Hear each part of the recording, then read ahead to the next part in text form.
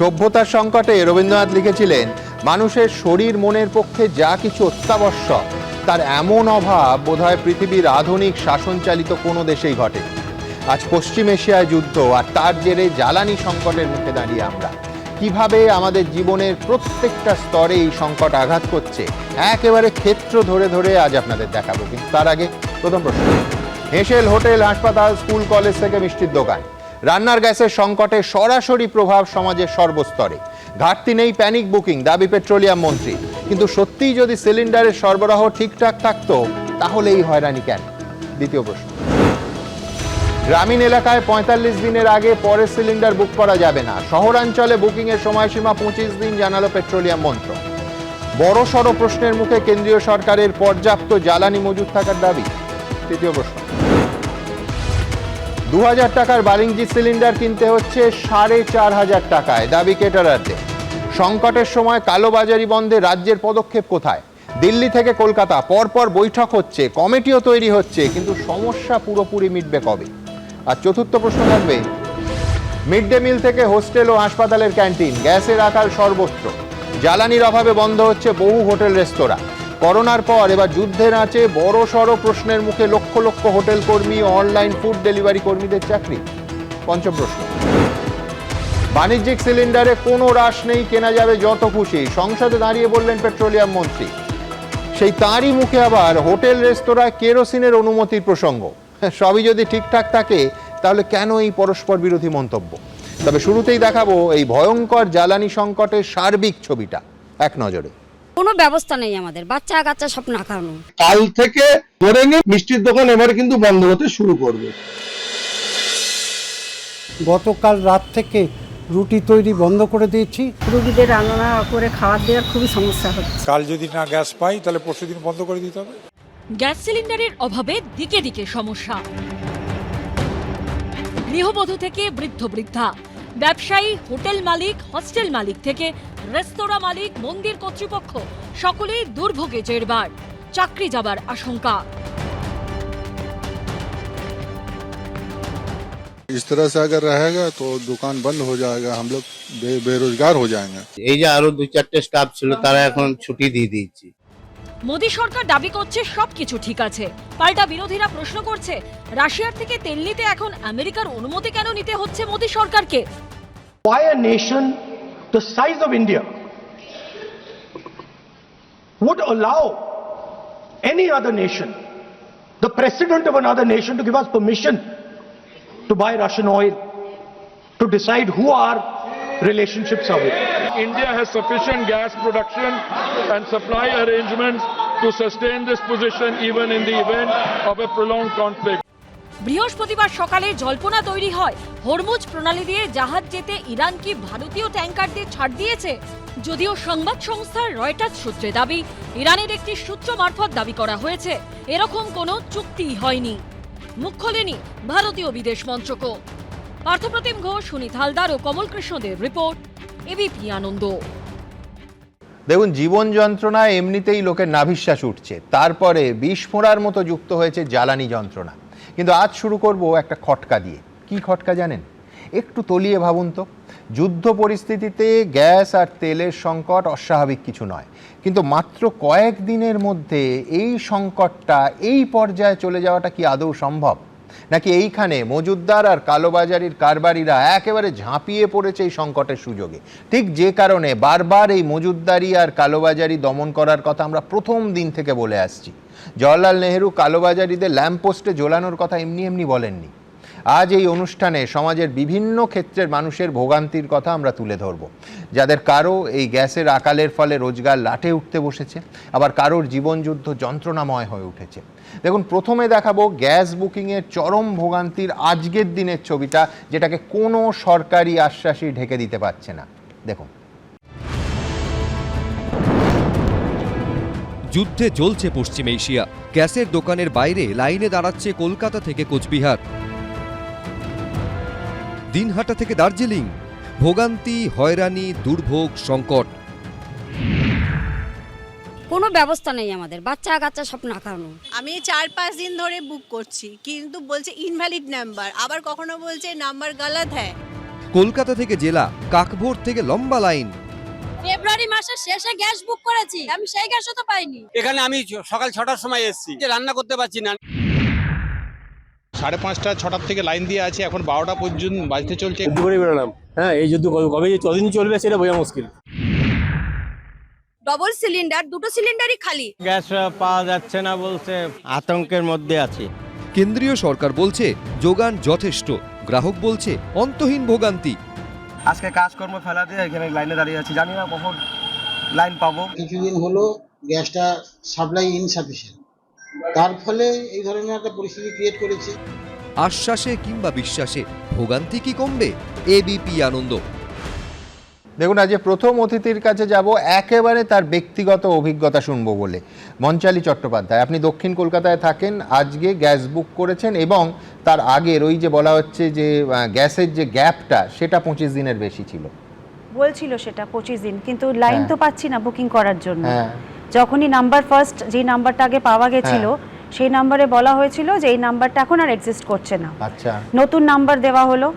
আমি continuously try করে যাচ্ছি ফোনে, বাট লাইন পাচ্ছি না। তারপরে আমি আমার লোক পাঠালাম আমাদের ডিস্ট্রিবিউটরের কাছে। তো ডিস্ট্রিবিউটর একটা নতুন নাম্বার দিলেন, বললেন এটা রাত্রিবেলা 10টার পরে ট্রাই করবেন, লাইন পাবেন। আমি 10টা না, আমি 9:30 থেকে ট্রাই করা শুরু করলাম। Non stop I kept on trying till 11:30 12। আমি জেগেছিলাম, কারণ আমার সিলিন্ডার দুটো আছে, একটা আমার শেষ হয়ে গেছে, একটা আমার রানিং। সো আমি তখনও পাইনি। This happened Monday night. Okay, so today is almost Thursday. আমি আজ অবধি আমি কন্টিনিউস ট্রাই করে যাচ্ছি। যখন ফোন বাজাচ্ছি তখন ওরা প্রথমে বলছে যে এই নাম্বারটার কোনো অস্তিত্ব নেই। আবার যখন ট্রাই করছি একদম ব্ল্যাঙ্ক হয়ে যাচ্ছে। So this way from morning আমি যে কতবার ফোন করেছি, I can show you the call records. Ultimately fed up হয়ে গিয়ে আমি নিজে পার্সোনালি গেলাম। সো ওখানে আমার একটা দরকার ছিল, so I went. I thought আমি বুকিংও করে আসবো। মারাত্মক ভিড়, মানে ঢুকতে পাচ্ছি না। ওরা বলছে যে এখন সার্ভার ডাউন, বুকিং করা যাবে না, আপনি রাত্রিবেলা ট্রাই করুন আবার। সো ঠিক আছে, আমি ট্রাই করতে পারি, বিকজ আমার দরকার এখন গ্যাস সিলিন্ডার। যখন আমি ট্রাই করতে পারবো না, ফোন পাচ্ছি না, কোথায় ট্রাই করবো আমি? আর ন্যাচারালি যদি ফোন পেয়ে যাই, I am ready to wait for 25 days, but where is the phone? আমি তো কলই করতে পারছি না, কানেক্ট হচ্ছে না। তো নাম্বারটা, তার মানে it is not working. Unnecessarily আমাদেরকে হ্যারাস করার জন্য নাম্বারটা দেওয়া হয়েছে। ঠিক আছে, আমরা ওয়েট করব, কিন্তু আমাদেরকে প্রপার কিছু একটা নাম্বার দিন যাতে আমরা বুকিংটা অন্তত করতে পারি। একদম। সেন্ট্রাল বলছে, জানিয়ে রাখি, এই অফিস থেকে একাধিক আমার সহকর্মীরা ঠিক এইভাবে চেষ্টা করেছেন এবং প্রত্যেকের অভিজ্ঞতা এক। অ্যাবসলিউটলি। আজকে কারণ আমি নিজে আজকে সকাল থেকে অনেকবার ট্রাই করেছি, সোমবার রাত্রি থেকে ট্রাই করে যাচ্ছি, কিন্তু কোনো রেসপন্স নেই। আর যখন আমরা কি ওখানে কথা বলছি, ওরা সেরকমভাবে ঠিকভাবে কথাও বলছে না, বলে দিচ্ছে সার্ভার ডাউন। তো সার্ভার ডাউন কতদিন থাকবে? আমরা তো আর, তারপরে আমরা ভাবলাম আমরা নিয়ে আসি আমাদের বাড়িতে ইন্ডাকশন কিনে নিয়ে আসি, এখন ইন্ডাকশনও পাওয়া যাচ্ছে না। একদম। এখন ইন্ডাকশনেরও মানে অ্যামাজনে ট্রাই করলাম কালকে রাত্রি রেখে, let me buy one, Amazon থেকে কিনে নিই, নেই। লোক পাঠাচ্ছি দোকানেও, এখন বলছে স্টক আনলিমিটেড, দাম বাড়িয়ে দিচ্ছে, সিলিন্ডারের দাম বাড়িয়ে দিয়েছে। আমরা রেডি আছি পে করতে। সাধারণ লোকেরা আজকে কত লোকের ইন্ডাকশন কিনতে পারবে বলুন তো? আমরাও একটা ইন্ডাকশন কিনে নিলাম এক্সট্রা টাকা দিয়ে, গরিব লোকেরা পারবে? পারবে না। সব থেকে বড় কথা যে এখন ধরুন গরমকাল, এখন প্রত্যেকে মানে বিদ্যুতের ওপর চাপটা, প্রত্যেকে যদি সুইচ করেন ইন্ডাকশনে, তাহলে ইলেকট্রিসিটি বলুন বিল কত পে করব আমরা? এমনি এত টাকা তো সারাক্ষণই বিল পে করছি, তারপরে এটার এক্সট্রা পে। সো আমরা where are we heading to? কোথায় এগোচ্ছি? একদম। দেখুন, এই অভিজ্ঞতা একাধিক মানুষের, গতকালও একাধিক কেস স্টাডি দেখে এবং স্পিকার ফোনে আপনাদের শুনিয়েছি যে একেবারে মঞ্চালী যা বলছেন হুবহু সেই অভিজ্ঞতা বহু মানুষের। আমি আসবো এর প্রত্যেকটা উল্টো দিকে কেন্দ্রীয় পেট্রোলিয়াম মন্ত্রক থেকে এবং পেট্রোলিয়াম মন্ত্রী স্বয়ং কি বলছেন, কতটা স্ববিরোধিতা আছে তার কথায় আমি দেখাবো। কিন্তু তার আগে অন্য আরেকটা প্রসঙ্গে আসি। দেখুন, যুদ্ধ পশ্চিম এশিয়ায় হচ্ছে, কিন্তু উনুন নিভে যাচ্ছে ভারতেও।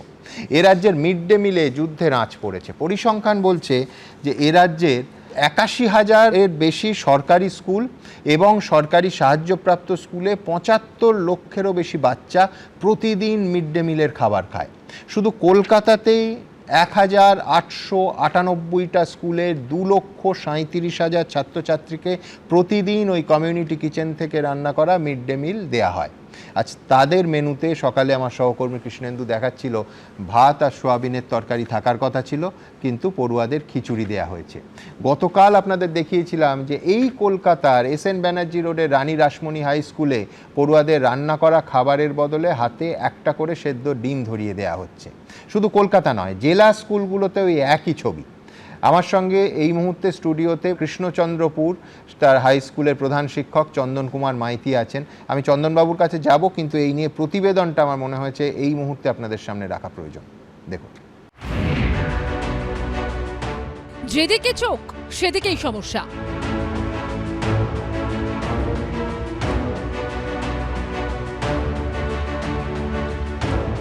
গ্যাসের জেরে পেটের সমস্যা। আজকে আমরা একটা কমিউনিটি কিচেনে আছি গড়িয়াহাটের, সেখানে দেখছি শুধুমাত্র এইভাবেই খিচুড়ি রান্না হচ্ছে।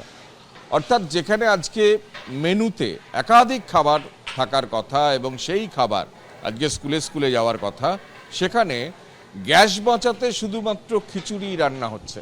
এবং শুধু এখানকার ছবি নয়, এই ছবি গোটা কলকাতার, কারণ কলকাতায় আজকে অধিকাংশ স্কুলের মিড ডে মিলের মেনুতে শুধুই খিচুড়ি।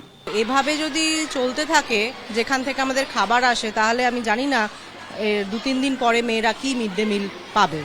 কলকাতা থেকে জেলা বহু জায়গায় মিড ডে মিল কার্যত বন্ধ হয়ে যাওয়ার জোগাড়। হাওড়া জেলায় প্রায় অধিকাংশ স্কুলে আর 2-1 দিনের মধ্যে যদি গ্যাস সাপ্লাই ঠিকঠাক না হয়, তাহলে অনেক স্কুলেই মিড ডে মিল বন্ধ হয়ে যাবে। আমাদের উত্তর দিকে যে এখন গ্যাস দেওয়া সম্ভব নয়। ঐতিহ্যবাহী হিন্দু হস্টেলে মঙ্গলবার থেকে হাঁড়ি চড়েনি।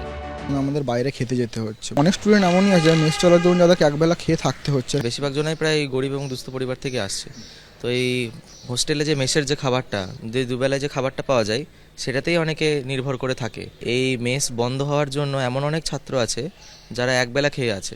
হিন্দু হোস্টেলে পরে আমরা এই মুহূর্তে এসে গেছি রাজাবাজার সায়েন্স কলেজের হোস্টেলে, এবং তার ভেতরে আমরা রয়েছি, যেখানে স্টুডেন্টরা বলছেন যে 140 জন স্টুডেন্ট বা বোর্ডাররা এখানে রয়েছেন, এবং এই মুহূর্তে এখানকার স্টক শুধুমাত্র আজকে বা কালকের একবেলার। আমরা দেখতে পাচ্ছি যে ইতিমধ্যে একটি গ্যাস সিলিন্ডার থেকে রান্না করা হচ্ছে, ভেতরে আরও একটি রয়েছে হেসেলে, কিন্তু তার পাশে একাধিক যে গ্যাস সিলিন্ডার সেগুলো কিন্তু কার্যত খালি অবস্থাতে রয়েছে। এক্সট্রা খরচ হয়, গ্যাস শেষ হয়ে যায়, গ্রামের ছেলেরা আর খেতে পাবে না। পেটে খেলে পিঠে সয়, আর গ্যাস না থাকলে মনে ভয়। এবিপি আনন্দ। দেখুন, কৃষ্ণচন্দ্রপুর হাই স্কুলের প্রধান শিক্ষক চন্দন কুমার মাইতির কাছে যাব। আপনার স্কুলের স্যার এই মুহূর্তে পরিস্থিতি কীরকম? আজকে ছেলেরা কি পেল? আজকে আমরা কাঠের উনুনে আর কি কাঠের জ্বালানি ব্যবহার করে আজকেও খাবার দেওয়ার চেষ্টা করেছি। গতকালকেও কাঠের উনুনে মানে কাঠের জ্বালানি দিয়ে উনুন তৈরি করে দ্রুততার সঙ্গে একবারে মানে যুদ্ধকালীন তৎপরতায় কাঠ কিনতে যাওয়া, দ্রুত সেসব করা, রাত্রি পর্যন্ত সেগুলো কালেক্ট করা, আমাদের শিক্ষক শিক্ষাকর্মী তারা লেগে, যাতে ছাত্রদের কাছে মানে প্রান্তিক লেভেলের ছাত্রছাত্রীরা গ্রামাঞ্চলে আসে এবং তাদের দরকার হচ্ছে একটু ভাত, একটু নুন, একটু সবজি, এরকম। মানে স্কুলে পড়াচ্ছেন, স্কুলের সময়ের বাইরে তাদের খাওয়ার জন্য জ্বালানিটাও জোগাড় করতে একবারে, কারণ বিভিন্ন জায়গায় জ্বালানির তো স্টক সেভাবে ছিল না। আর গ্রামীণ এলাকা, বিশেষ করে সুন্দরবন এলাকায়, সেই জায়গা থেকে আমরা কালেক্ট করে আবার রাতারাতি উনুন পেড়ে তৈরি করলাম প্রথম দিনটা। দ্বিতীয় দিনও এরকম অবস্থা। এবারে বৃষ্টির মতো ওয়েদার আসছে, বাইরে রান্না করাও কঠিন হয়ে যাবে। আমরা সঙ্গে সঙ্গে এই সিলিন্ডারে পাওয়ার জন্য আমরা ডিস্ট্রিবিউটরের সঙ্গে কথা বললাম, কারণ যে ডেলিভারি বয় সে আর ফোন ধরছে না, ম্যাডামের মতোই তার আর ফোন ধরা বন্ধ করে দিল। ডিস্ট্রিবিউটর ফোন ধরলেন, তিনি বললেন যে আমরা চেষ্টা করছি, আমাদের 4 গাড়ি চেয়েছিলাম, 1 গাড়ি দিয়েছে। আমরা ওই নিয়ে স্কুল মানে আমার স্কুলে যেখানে প্রায় 5000 ছাত্রছাত্রী, তার মধ্যে মিড ডে মিলের জন্য এনরোল আছে 2200 মতো, আর মিড ডে মিল গড়ে খাচ্ছে 1400, 1200, 1500 এরকম। এবারে এদের জন্য অন্তত 1.5 থেকে 2টো মানে যেদিন একটু ভালো খাওয়া দাওয়া হয়, পুষ্টিকর খাদ্য দেওয়ার কথা বলা হয়েছে, অ্যাডিশনাল নিউট্রিশনের কথা বলা হয়েছে, তাহলে সেখানে লাগছে আরও 2টো করে সিলিন্ডার গড়ে লাগবে। তার মানে প্রায় যদি 22 দিন ধরেন 30 থেকে 40টা সিলিন্ডার লেগে যাচ্ছে। আবার আমার হস্টেল আছে যেখানে 5টা হোস্টেল, 3টে গার্লস, 2টো বয়েজ, এবং সেখানে 5 শতাধিক ছাত্রছাত্রী থাকে, 3 বার রান্না হয়। সেখানে লাগছে আপনার 60 থেকে 70টা, প্রায় 100টা সিলিন্ডার লাগে মাসে। এবার এই 100টা সিলিন্ডারের ভয়ে ও আমাদের কাছে আর বলছে না যে হচ্ছে ডোমেস্টিক জায়গায় যেমন ম্যাডামের মতো, স্যারের মতো এরা সব দৌড়ে যাচ্ছে, তাদেরকে ঠেকাতে হচ্ছে। এবং এই অবস্থায় দাঁড়িয়ে মানে এক রকমের জোর করে কালকে এবিপি আনন্দ সহ বিভিন্ন জায়গায় খবর সম্প্রচারিত হওয়ার পর তারা রাজি হয়েছে, অন্তত 3টে দিয়েছে। 3টে নিয়ে হস্টেল স্কুল কি করে চালাবেন? এই অবস্থায় দাঁড়িয়ে বলছে এই অবস্থার মধ্যে চলবে, আমরা জানি না কি করব। ওরাই মানে আর্টিফিশিয়াল ক্রাইসিস যদি তৈরি করে থাকে, ডিস্ট্রিবিউটাররা তৈরি করেছে, তারা থাকলে বা কেন দিচ্ছে না? মানে আমরা একটা অনিশ্চয়তার মধ্যে যাচ্ছি। এই বাচ্চাগুলো মিড ডে মিলের উপর নির্ভর করে আছে এবং সেইটা যদি দুপুরবেলা আসে তো না খেয়ে আসছে, তাহলে অভুক্ত অবস্থায় তাকে পড়াতে হচ্ছে এবং বাড়ি পাঠাতে হচ্ছে, সেটা ভয়ঙ্কর অবস্থা। আমরা দীর্ঘদিন চললে আপনার স্কুল ড্রপ আউট বেড়ে যাবে। এই অবস্থায় কি করে আগামী দিনে চালাবো সেটা নিয়ে একটা বড় চিন্তা হয়। যেমন আপনি কলকাতার কথা বললেন, কমিউনিটি কিচেন আছে, তারা একটা শুধু ডিম দিয়েছে, একটা ডিম খেয়ে দুপুরবেলা মধ্যাহ্ন ভোজনে পেট ভরবে। আবার যদি আজকে যেমন খিচুড়ির ব্যবস্থা করেছে, এবারে ধরুন ওই খিচুড়িটা যা পাওয়ার কথা ছিল তা পাচ্ছে না, মানে অ্যাডিশনাল নিউট্রিশন তো 12টা অন্তত ডিম তাকে দিতে হবে, সেগুলোও দিতে পারছে না। আবার যদি আপনি বর্ধমানে দেখেন, সেখানে দেখবেন যে মাস্টারমশাইদের বলছে আপনারা লাইনে দাঁড়ান, লাইনে দাঁড়িয়ে মানে ওই স্কুল আওয়ারের মধ্যে তাকে লাইনে যেতে হচ্ছে, সকাল থেকে লাইনে দিয়ে তারপর একটা সিলিন্ডার নিয়ে আসার কথা বলছেন, কেউ পাচ্ছে না, যা স্টক আছে তার থেকে দিচ্ছে। আপনি যদি দেখেন ব্যারাকপুর মিউনিসিপ্যালিটি, সেখানেও দেখবেন সৌমেন বাবুরা তাদেরকে বলে দিয়েছে যে কোনোভাবে, মানে তার মিউনিসিপ্যালিটি বলেছে এবং ডিস্ট্রিবিউটর বলে দিয়েছে আমাদের পক্ষে গ্যাস দেওয়া সম্ভব না, আপনি বিকল্প ভাবুন। এবং সবার তো ইনফ্রাস্ট্রাকচার ওই রান্নার যে উনুন তৈরি করা, সেখানে রাখা কাঠ রাখা, জায়গা লাগবে কোথায় সাপ টাপ ইত্যাদি ইনসেক্ট বাইট হতে পারে, নানান রকমের ঝামেলা আছে। এই ঝামেলার মধ্য থেকে, ঝুঁকির মধ্য থেকে আমরা চেয়েছি যে একটা বাচ্চা যাতে অভুক্ত হয়ে না যায়। এরকম করে রাজ্য জুড়ে আমাদের যারা প্রধান শিক্ষক শিক্ষিকা তারা সর্বোচ্চ চেষ্টা চালাচ্ছেন, কিন্তু কোথাও একটা এই যুদ্ধের পরিস্থিতি হওয়ার কারণে ওই যে কথা বলছিলেন আপনি শুনতেই, যে কালোবাজারি ইত্যাদি হয়, মন্নান্তরের সময় দেখা যায়। ঠিক যুদ্ধকে সামনে রেখে কেউ বা কারা এটা করছে, নাকি কেন্দ্র রাজ্য ওই শিশুটা জানে না? একদম। আর আপনার বলছি সমাধান তখনই পাওয়া যাবে যখন আমি সমস্যাটা অ্যাকনলেজ করব। একবার অ্যাকনলেজমেন্টই তো হচ্ছে না, বলা হচ্ছে কোনো ক্রাইসিস নেই, এটা হলে তো কোনো ক্রাইসিস মিটবেই না। একবারে আমি যদি বিদ্রোহী কবি কাজী নজরুলের সেই কথাই বলি যে আমাদের এখানে কেন্দ্র রাজ্য পার্লামেন্ট ওই বাচ্চা বোঝে না, কিন্তু একদম ক্ষুধাতুর শিশু চায় না স্বরাজ, চায় দুটো ভাত একটু নুন, বেলা বয়ে গেছে খায়নি কো বাচ্চা, কচি পেটে তার জলে আগুন। নজরুল ইসলাম আজ থেকে প্রায় 100 বছর আগে এই কথা বলছেন, যখন সবে প্রথম বিশ্বযুদ্ধ শেষ হয়েছে 1919 সালে, এবং তারপরে ব্রিটিশ ভারত, এবং সেই সময়কার তার যে সেই উক্তি আজও মনে হচ্ছে যেন সমানভাবে কোথায় একই কথা একই উক্তিতে বলতে পারি।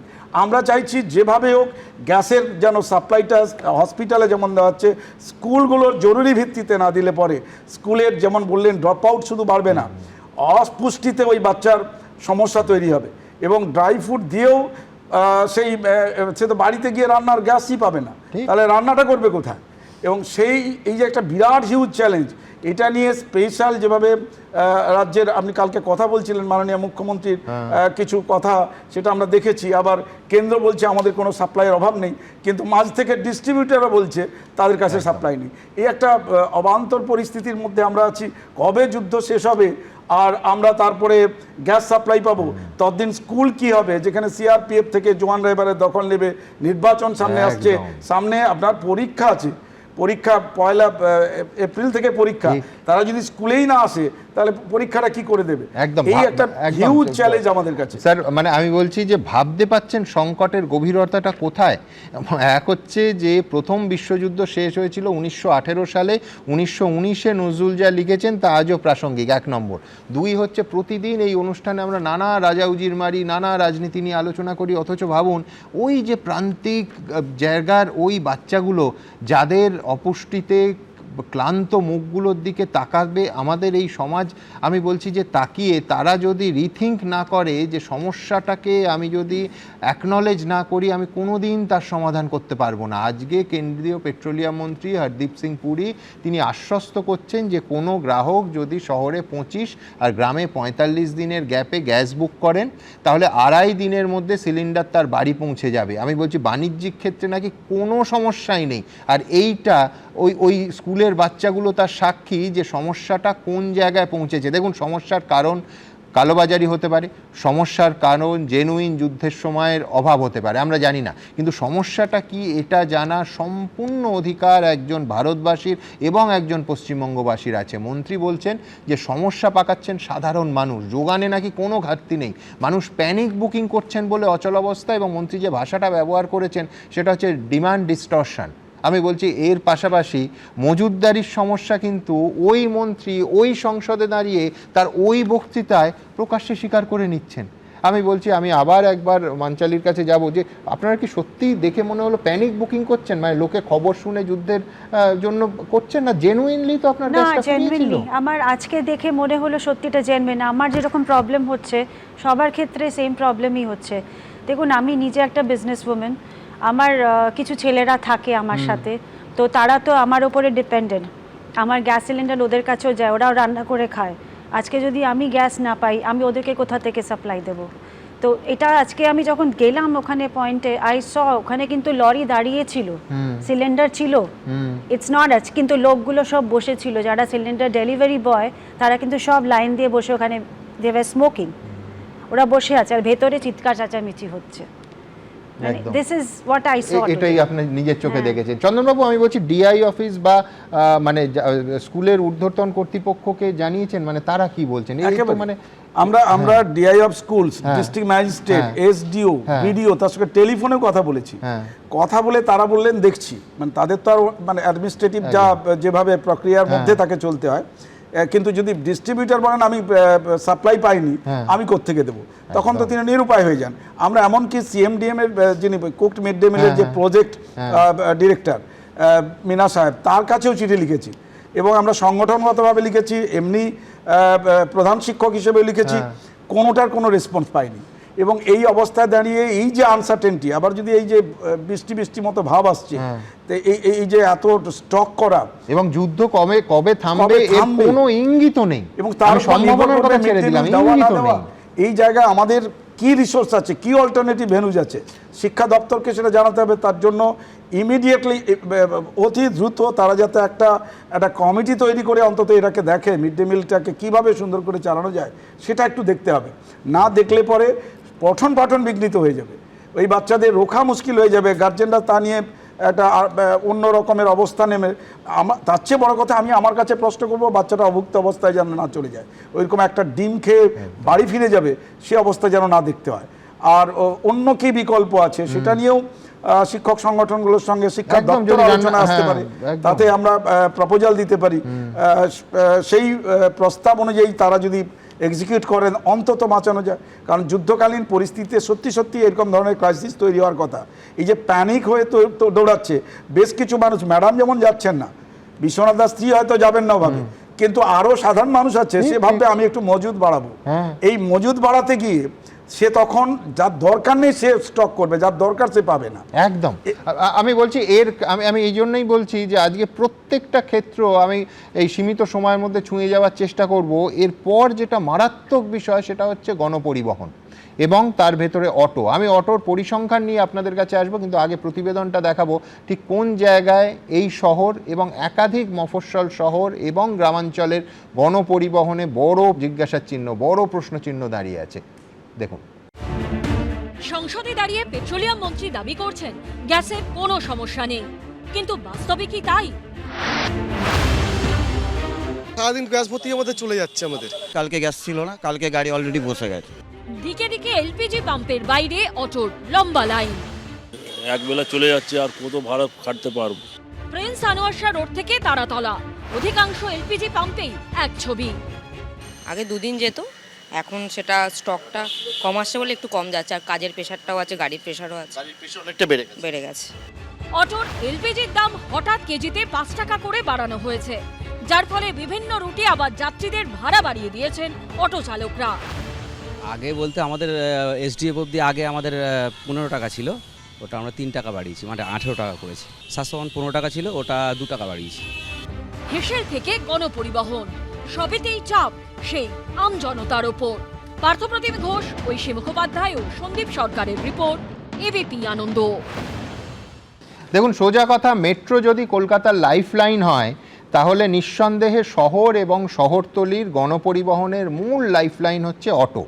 এবং কয়েক বছরে কলকাতার জনসংখ্যা যেরকম বেড়েছে, আমি দ্রুত একবার দেখি যে বাস এবং ট্রামের সংখ্যা কিন্তু আমি পরিসংখ্যানে দেখছি কমেছে, বিশেষ করে কোভিড পরবর্তী সময়।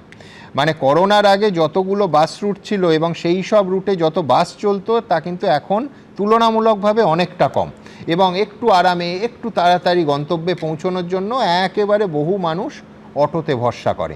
আমি বলছি এই এলপিজির অভাবে অটো চলাচল যদি বন্ধ হয়ে যায় এবং ইচ্ছে মতো ভাড়া বাড়ে, আমি বলছি তাহলে কিন্তু শহরতলির ব্যবস্থা, শহর এবং শহরতলি দুটোই ভেঙে পড়বে। আমি নিঃসন্দেহে দেখছিলাম যে এলপিজিতে অটো চলে এবং তার দাম কেজি প্রতি 5 টাকা বেড়েছে, ভাড়া বাড়বে, কিন্তু আমি বলছি তার সঙ্গে যোগানটা কোথায়, এবং সেই ভাড়া বাড়ানোর মধ্যে কোথাও তো একটা অনুমতির ব্যাপার থাকবে। এটাও কিন্তু একটা মূল সমস্যা। আজকে একজন অটো চালক, তার কথা আমার শুনতে সত্যিই তাদের দিকটাও মানে মনে হচ্ছে খুব ভয়ঙ্করভাবে। তিনি বলছেন একবেলা এত লাইন হচ্ছে, একটা গোটা বেলা চলে যাচ্ছে গ্যাস ভরতে, আরেকটা বেলা আমি অটো চালাচ্ছি, কোথায় যাবেন তারা? আমি একেবারে পরিষ্কার রেবেকা মুখোপাধ্যায়, তিনি অটোর যাত্রী এবং গৃহবধূ, তার কাছে সরাসরি আসবো। আপনার আজকের মানে এই গোটা ক্রাইসিসটা হওয়ার পর থেকে আপনার ব্যক্তিগত অভিজ্ঞতা জানতে চাই। ব্যক্তিগত অভিজ্ঞতা বলতে আমিও নিত্য অটো ব্যবহার করি। আমি রাসবিহারীর বাসিন্দা। আমাকে রাসবিহারী থেকে গড়িয়াহাট অটো নিতে হয়, আবার গড়িয়াহাট থেকে আমি রুবি অবধি অটোতে যাই। তো সেক্ষেত্রে তাদের কাছেও আমি শুনছি যে ভাড়া বাড়বে, ভাড়া এখনো বাড়েনি বাট বাড়বে, এবং তাদেরও যথেষ্ট অসুবিধার সম্মুখীন হতে হচ্ছে যে তারা গ্যাস ভরতে গিয়ে প্রচুর লাইন হচ্ছে, অটো পেতে আমাদের অসুবিধা হচ্ছে। তো এইরকম নানান রকম অসুবিধার মুখে আমাদের অফিস টাইমে স্পেসিফিক্যালি পড়তে হচ্ছে। আর ভাড়ার ক্ষেত্রে কোনো পরিবর্তন দেখেছেন? এখনো অবধি ভাড়ার ক্ষেত্রে কোনো পরিবর্তন হয়নি, কিন্তু সেটা খুব শিগগিরই হবে, তারা বলেই দিয়েছে। যেহেতু আমরা মোটামুটি নিত্যযাত্রী, তো সেই বিষয়ে আমাদের আলোচনা হয়েছে, তো তারা বলছে খুব শিগগিরই ভাড়া তারা বাড়াবে। একদম, আমি বলছি অর্থাৎ যাত্রীরা একদিক থেকে বিপদে পড়ছেন, আর একদিকে অটোওয়ালাদের ক্রাইসিস বললাম, তারা বলছেন একটা গোটা দিনের অর্ধেকটা চলে যাচ্ছে শুধু গ্যাস ভরতে, এবং অর্ধেকটা দিনে তারা অটো চালাতে পারছেন, মানে তাদের রোজগারও কমছে, এবং খুব স্বাভাবিকভাবেই একেবারে চক্রবৃদ্ধি হারে এরপরে ভাড়াটাও বাড়বে, সেটাও একটা সাধারণ যাত্রীদের অসুবিধার কারণ হবে নিঃসন্দেহে। রেবেকা? একদম একদম 100%। এবং মানে তারা তাদের দৈনন্দিন জীবনে দৈনন্দিন জিনিসগুলোর জন্য তাদেরও আয়ের দরকার, সেই হিসাবে তারা আমাদেরকে বাড়াবে। আবার সেক্ষেত্রে আমরাও যেরকম দৈনন্দিন জীবনে একটা হিসেব করে চলি, সেখানেও আমাদের খরচের পরিমাণটা স্বাভাবিকভাবেই বেড়ে যাবে। অনেক ধন্যবাদ আপনাকে। আমি পার্থদার কাছে আসবো। পার্থদা, এই সংকটের মানে আমি বলছি বাই চান্স যদি মানে এতটাই আজকের গণপরিবহন অটো নির্ভর, এই সংকটে যদি অটোর একটা অংশও বসে যায়, আমি বলছি গণপরিবহন ব্যবস্থাটা বহু জায়গায় কোলাপস করে যাবে, এতটা অটো নির্ভর হয়েছে। উপায় এক্স্যাক্টলি সুমন, আমার এটাই মনে হয়েছে যে আসলে যুদ্ধ 4000 কিলোমিটার দূরে যদি হয়, ইনফ্যাক্ট তার আঁচ আমাদের বলছি দেশের সবকটা শহরে পড়ছে এবং গণপরিবহনে পড়ছে। ফলে আপনি যদি বলেন আমি জানি না এই যুদ্ধ যখন শেষ হবে পৌষ মাস কার আসবে, কিন্তু এইটুকু বুঝতে পারছি যে আমাদের এই শহরগুলোতে পরিবহন ব্যবস্থার যে থ্রেড, বিশেষত জ্বালানি, এবং এলপিজি একটা উন্নত মানের জ্বালানি, যেটা দিয়ে হচ্ছে যে অটো চলে, পারলে অন্য ধরনের জ্বালানিও যা মানে ইউজ করা উচিত সিএনজির মতো। এবং আমাদের শহরের গণপরিবহনের ক্ষেত্রে মেট্রো রেল যেরকম একটা বড় ভূমিকা পালন করে, তার পাশে 1 দশক আগেও বাস, আমাদের সরকারি বেসরকারি বাস হচ্ছে একটা বড় ভূমিকা পালন করতে। কিন্তু পোস্ট কোভিড এরাতে যদি দেখেন, দুটো ঘটনা ঘটলো। একটা, বাসের সংখ্যা প্রায় সরকারি বেসরকারি মিলিয়ে যা ছিল তার 1/3 হয়ে গেল, এবং তার মধ্যে একটা বড় ধাক্কা খেলো হচ্ছে 15 বছরের পুরনো বাস যখন হাইকোর্টের নির্দেশে বললো বসে যেতে হবে, সেটা কলকাতা এবং কলকাতার থেকে চলে যাওয়াতে মূলত কলকাতার সংকট বাড়লো। ফলে বাস নির্ভর গণপরিবহন কলকাতায় ঝুলে পড়লো, এবং একই সাথে আপনি যদি বলেন অটো নির্ভর ব্যবস্থাটা সেটা বাড়লো। কলকাতায় যদি আপনারা দেখেন যে অ্যাভারেজ ট্রিপ লেন্থ সেটা হচ্ছে অ্যারাউন্ড 6 কিলোমিটার মতো, 5 থেকে 6 কিলোমিটার। ফলে এই লেন্থের মধ্যে সবচেয়ে বেশি মানুষ যাতায়াত করে, সেটা স্কুল কলেজে যাওয়ার জন্য, অফিস কাচারি আদালত সব কিছুতেই হতে পারে। এবং এই ট্রিপ লেন্থে হচ্ছে অটো খুব কলকাতার ক্ষেত্রে সহায়ক একটা পরিবহনের জায়গা নিচ্ছে। এখন মুশকিল হচ্ছে যে যদি এই ধরনের গণপরিবহন ব্যবস্থা, সেটা বাস বলুন, মেট্রো বলুন, অটো বলুন, এক্ষেত্রে সরকারের সবসময় একটা নিয়ন্ত্রক ভূমিকা থাকা উচিত। বিশেষত আপদকালীন পরিস্থিতিতে সরকারের এই নিয়ন্ত্রক ভূমিকা খুব জরুরি। দুটো কারণের জন্য। একটা হচ্ছে যে হোর্ডিংয়ের ইস্যুটা যেটা আপনারা তুললেন, যে এই জ্বালানি ছাড়া যখন অটো চলবে না, এবং অটো যেহেতু আমাদের শহরের প্রায় দ্বিতীয় বৃহত্তম গণপরিবহনের জায়গা দখল করছে, তখন তার জ্বালানি আনইন্টারাপ্টেড কী করে রাখা যায় সেটা ইম্পর্টেন্ট। ফলে সেখানে দাঁড়িয়ে আজকে আমাদের কেন্দ্রীয় মন্ত্রী বললেন যে কোনো সংকট নেই, না থাকলে আমি সবচেয়ে খুশি হব, কিন্তু চেহারা যা দেখতে পাচ্ছি শহর জুড়ে সংকট রয়েছে এবং সংকট ঘনীভূত হচ্ছে। যদি দেশ জুড়ে আমি দেখাবো মধ্যপ্রদেশ, উত্তরপ্রদেশ, সব জায়গার কি অবস্থা। এক্স্যাক্টলি। ফলে এবার হচ্ছে যে এই যে ক্রাইসিসটা, এবং একটা যুদ্ধ লাগলে পরে জ্বালানির এই সংকট হতে পারে, কারণ আমাদের গোটা দেশের জ্বালানির একটা বড় অংশ ইম্পোর্টেড হয়, তার মধ্যে হরমুজ প্রণালী দিয়ে সবচেয়ে বেশি হয়। হরমুজ প্রণালীতে 28টা ভারতীয় জাহাজ দাঁড়িয়ে আছে। এক্স্যাক্টলি। ফলে সেখানে দাঁড়িয়ে এই আমার শহরে এলপিজি আসবে কিনা, বা আসলেও ঠিক দামে অটো চালকরা পাবে কিনা, এটার ক্ষেত্রে একটা নিয়ন্ত্রণ দরকার। এখন কার্যত দেখা যাচ্ছে যে পৌষ মাস হচ্ছে মজুতদারদের। ফলে তাদের যদি অ্যারেস্ট করা না যায়, যদি ইন্টারভেন সরকার না করতে পারে, তাহলে যেটা দাঁড়াবে যে আজ কাল পরশু আস্তে আস্তে শহর থেকে যদি অটোগুলো উইথড্র হতে থাকে, তাহলে কিন্তু শহরে একটা নতুন ধরনের জটিলতা তৈরি হবে। বিশেষত আমাদের শহর এমনিতেই ধীরগতির শহর, সেখানে দাঁড়িয়ে এত মানুষের কর্মকাণ্ড যা আছে, তাতে অন্যান্য ক্রাইসিসের সাথে ট্রান্সপোর্ট ক্রাইসিসটা আরও বেশি করে অ্যাড হবে। এবং এই কারণের জন্যই বলছি যে অটোর ক্ষেত্রে সরকারের ইন্টারভেনশন দরকার। এক হচ্ছে দাম ঠিক করার ক্ষেত্রে, আর একটা হচ্ছে জ্বালানি পাচ্ছে কিনা। কারণ একই কারণের জন্য বাস কলকাতা শহরে হচ্ছে যে আসলে মারা গেল। আমি বললাম পাবলিক ট্রান্সপোর্ট সিস্টেম, কেন সরকারেরও সেখানেও ভূমিকা ছিল যে জ্বালানি বলতে যাবো বাস তো ডিজেলে চলে, ফলে সেখানেও ডিজেলের দাম বাড়ছে। তাহলে বাস চালানোর ক্ষেত্রে ভাড়া কি হবে সেটা যদি সরকার নিয়ন্ত্রণ না করে, তাহলে এক একজন বাসওয়ালা এক এক রকম ভাড়া নিচ্ছে, এবং অটোতেও তাই হচ্ছে। মানে ইনফ্যাক্ট যিনি ছিলেন মানে রেবেকার অঞ্চলে বাড়েনি, কিন্তু আগের প্রতিবেদনে দেখলাম একাধিক অঞ্চলে বেড়েছে, এবং সেখানে কোনো রেগুলেশন এবং বেড়েছে, এবং যে বিশৃঙ্খল আপনার জন্য ওয়েট করছে, এরপরে এই রুটগুলো কাটা রুট শুরু হবে, এরপরে ভাড়া বাড়া শুরু হবে, রুট কাটা শুরু হবে, তারপরে অটো চলাচল বন্ধ হয়ে যাবে। আমি বলছি যদি এই বিপদটা ফোরসি করতে পারি, আমি বলছি ইমিডিয়েট সরকারের এই হোর্ডিংটা আটকানোর ক্ষেত্রে, বিশেষত আমি বিশ্বাস করি যে ক্রাইসিস যুদ্ধের জন্য যা হবে, সেই ক্রাইসিসটা আসতে আরেকটু সময় লাগবে। এখন যেটা হচ্ছে মূলত এই ক্রাইসিসটা হোর্ডিং জনিত কারণে, মজুদদারির সংকট, মজুদদারির জন্য সংকট। আমি একেবারে স্পেসিফিক্যালি আরেকটা প্রতিবেদন আপনাদের সামনে রাখবো, সেটা হচ্ছে যে কেটারিং সংস্থাগুলো একেবারে বিয়ের দিন নির্দিষ্ট, কোনোভাবে দিগন্তেও এই যুদ্ধের, যখন হয়তো ঠিক হয়েছে বিয়ের তারিখ, দিগন্তেও যুদ্ধের কোনো সম্ভাবনা ছিল না। সুতরাং এইবার এই জ্বালানির সংকটে সেই সংস্থাগুলো কি করছে, আমি দ্রুত প্রতিবেদনটা দেখব, তারপর সরাসরি এই কেটারিং সংস্থার একজন কর্ণধারের সঙ্গে কথা বলবো। প্রতিবেদন। এগুলো গ্যাস থাকে 19 কিলো গ্যাস থাকে, আমরা নিই ওটা 1600 টাকা নিই। এই মুহূর্তে ওটা কত টাকায় নিতে হচ্ছে? 4000, 4500, 5000, কেউ গ্যাস কেউ দিচ্ছে না, 5000 টাকা দিতেও রাজি। কাঠেই করতে হবে, আর কিছু করার নেই। গ্যাসের আকারের জেরে ব্যাপক চাপে পড়েছেন রেস্তোরাঁ এবং ক্যাটারিং ব্যবসায়ীরা। বিয়ে বাড়ির মেনুতেও কাটছাঁট করতে হচ্ছে। পশ্চিম এশিয়ায় যুদ্ধের পরিস্থিতি এবং তার মধ্যেই সিলিন্ডারের আকাল, সেই ছবি ধরা পড়েছে সর্বত্র। আমরা এই মুহূর্তে একটি বিয়ে বাড়ির ভেতরে, একদম যেখানে রান্না হচ্ছে সেখানে রয়েছি। যেই গ্যাস সিলিন্ডারটা দেখতে পাওয়া যাচ্ছে, এটা কিন্তু ডোমেস্টিক সিলিন্ডার। এই কদিনে এত লোক আগে থেকে নিমন্ত্রিত ছিলেন, এই পরিস্থিতির মুখে আগে তো কোনো দিন পড়িনি। বড় রেস্তোরাঁ গ্রুপগুলিও সমস্যার মুখে। এই মার্চ মাসে আমাদের অ্যাটলিস্ট 5 থেকে 6টা বিয়ে কমিটমেন্টে আছে, সেখানেও একটা বড় একটা চ্যালেঞ্জ আছে। We are not taking any bookings for further weddings within a period of April and May. গ্যাসের আকালের মধ্যে যাদের বাড়িতে অনুষ্ঠান রয়েছে তারা পড়েছেন আতঙ্কে। এই পরিস্থিতি হবে এটা কোনোদিনই আমরা ভাবিনি, গ্যাসের জন্য অন্তত। আজকেরটা কোনো রকমে কুড়িয়ে এদিক ওদিক করে গ্যাস চালিয়ে ফেলতে পেরেছি, কাল পরশু কি করব এখন নিজেই বুঝতে পারছি না কিছু। সব মিলিয়ে সমস্যা গভীর। ময়ূর ঠাকুর চক্রবর্তী, অর্ণব মুখোপাধ্যায় ও সুজিত মণ্ডলের রিপোর্ট, এবিপি আনন্দ। সুরজিৎ দাস এই শহরের একটা প্রখ্যাত কেটারিং সংস্থার কর্ণধার, তার সঙ্গে কথা বলবো। আপনাদের সংকটটা এই মুহূর্তে ঠিক কোথায় দাঁড়িয়ে আছে সুরজিৎ বাবু? আমাদের সংকট বলতে আমরা গ্যাস তো পাচ্ছি না, প্রচুর দাম গ্যাস। যে গ্যাস আমরা 1700-1800 টাকা করে কিনতাম, সেই গ্যাস আজকের দিনে আমাদের 4500, 5000, যে যেরকম দাম বলছে। তারপরে 2.5 গুণ বেড়ে গেছে, 2.5 গুণ বেশি টাকা দিতে হবে। হ্যাঁ, 2.5 গুণ বেড়ে গেছে। হ্যাঁ হ্যাঁ হ্যাঁ হ্যাঁ, এরকম ব্যাপার। তারপরে কেউ কেউ বলছে দেবো, তারপরে বলছে দেবো একটু পরে, তারপরে ফোন করছি সুইচ বন্ধ, ফোন বন্ধ, সে হয়তো জোগাড় করতে পারছে না।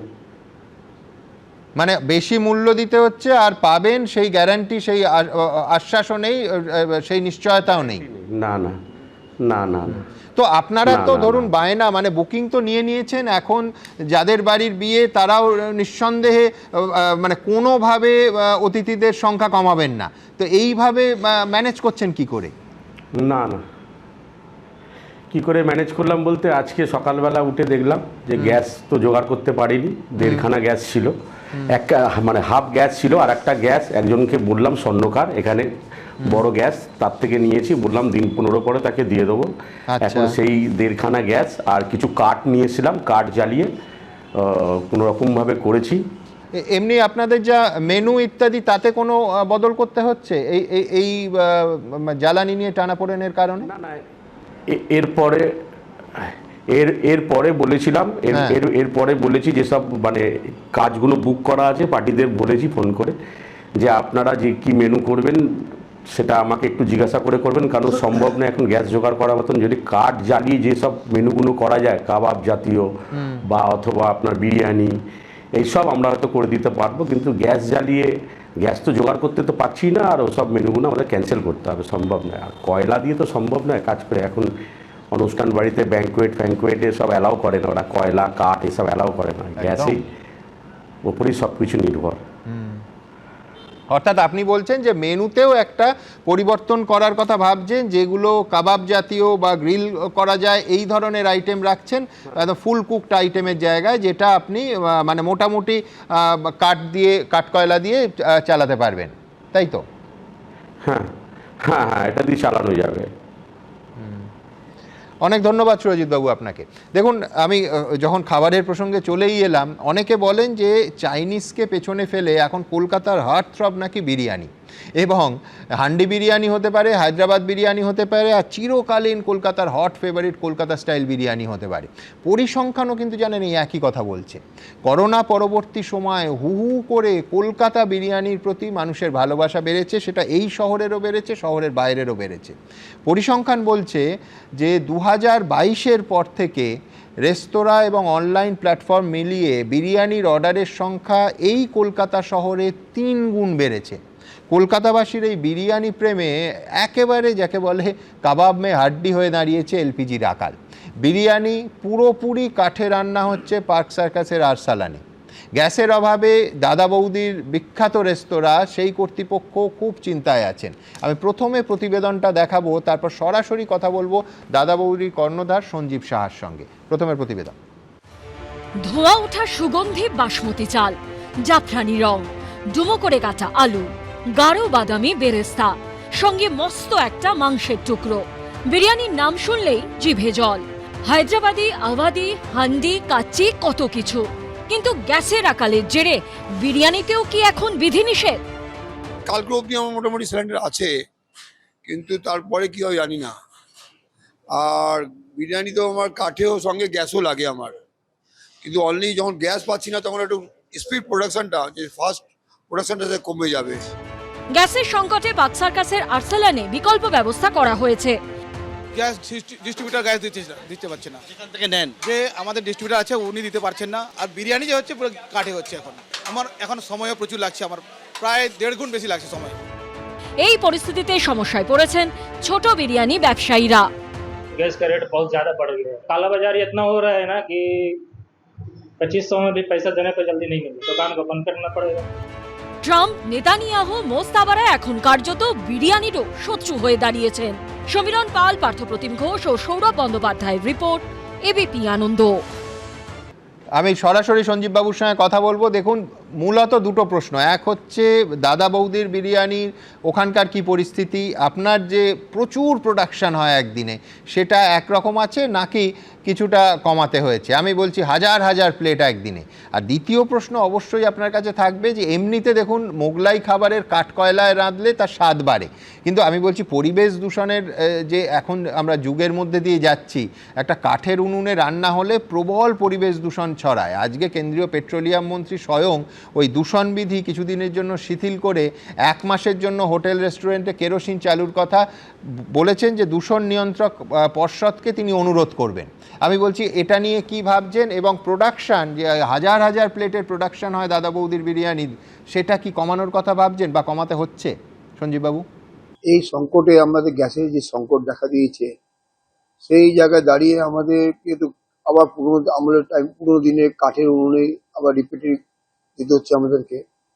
এবং যদি সরকার আমাদের যে বলেছে যে কিছুদিনের জন্য যে পরিবেশ দূষণের ব্যাপারটা একটা লাইটলি নেবেন, তো আশা করি এটার জন্য আমরা আবার কাঠে দিয়ে যাবো। এবং কিন্তু সব জিনিস তো কাঠে রান্না হবে না, যেমন চাইনিজ বা ইন্ডিয়ান বা বেঙ্গলি আনা যেটা আমাদের আছে, সেটা তো কাঠে রান্না হয় না, ছোট ওভেন লাগে, ছোট গ্যাস ওভেন লাগে। সেই জায়গাটা প্রবলেম থেকেই যাচ্ছে। বিরিয়ানির জন্য প্রবলেম হবে না আশা করি। তো আর মেনলি হচ্ছে কি বলতো, তোমার এই ওভেন, ইলেকট্রিক ওভেন জোগাড় করাটা এখন এই স্ট্যান্ড, আমার তো 15 তারিখে ক্যাটারিং আছে, আবার কলকাতায় একটা বড় ক্যাটারিং আছে, কিন্তু ইনস্ট্যান্ট কীভাবে রেডি হবে?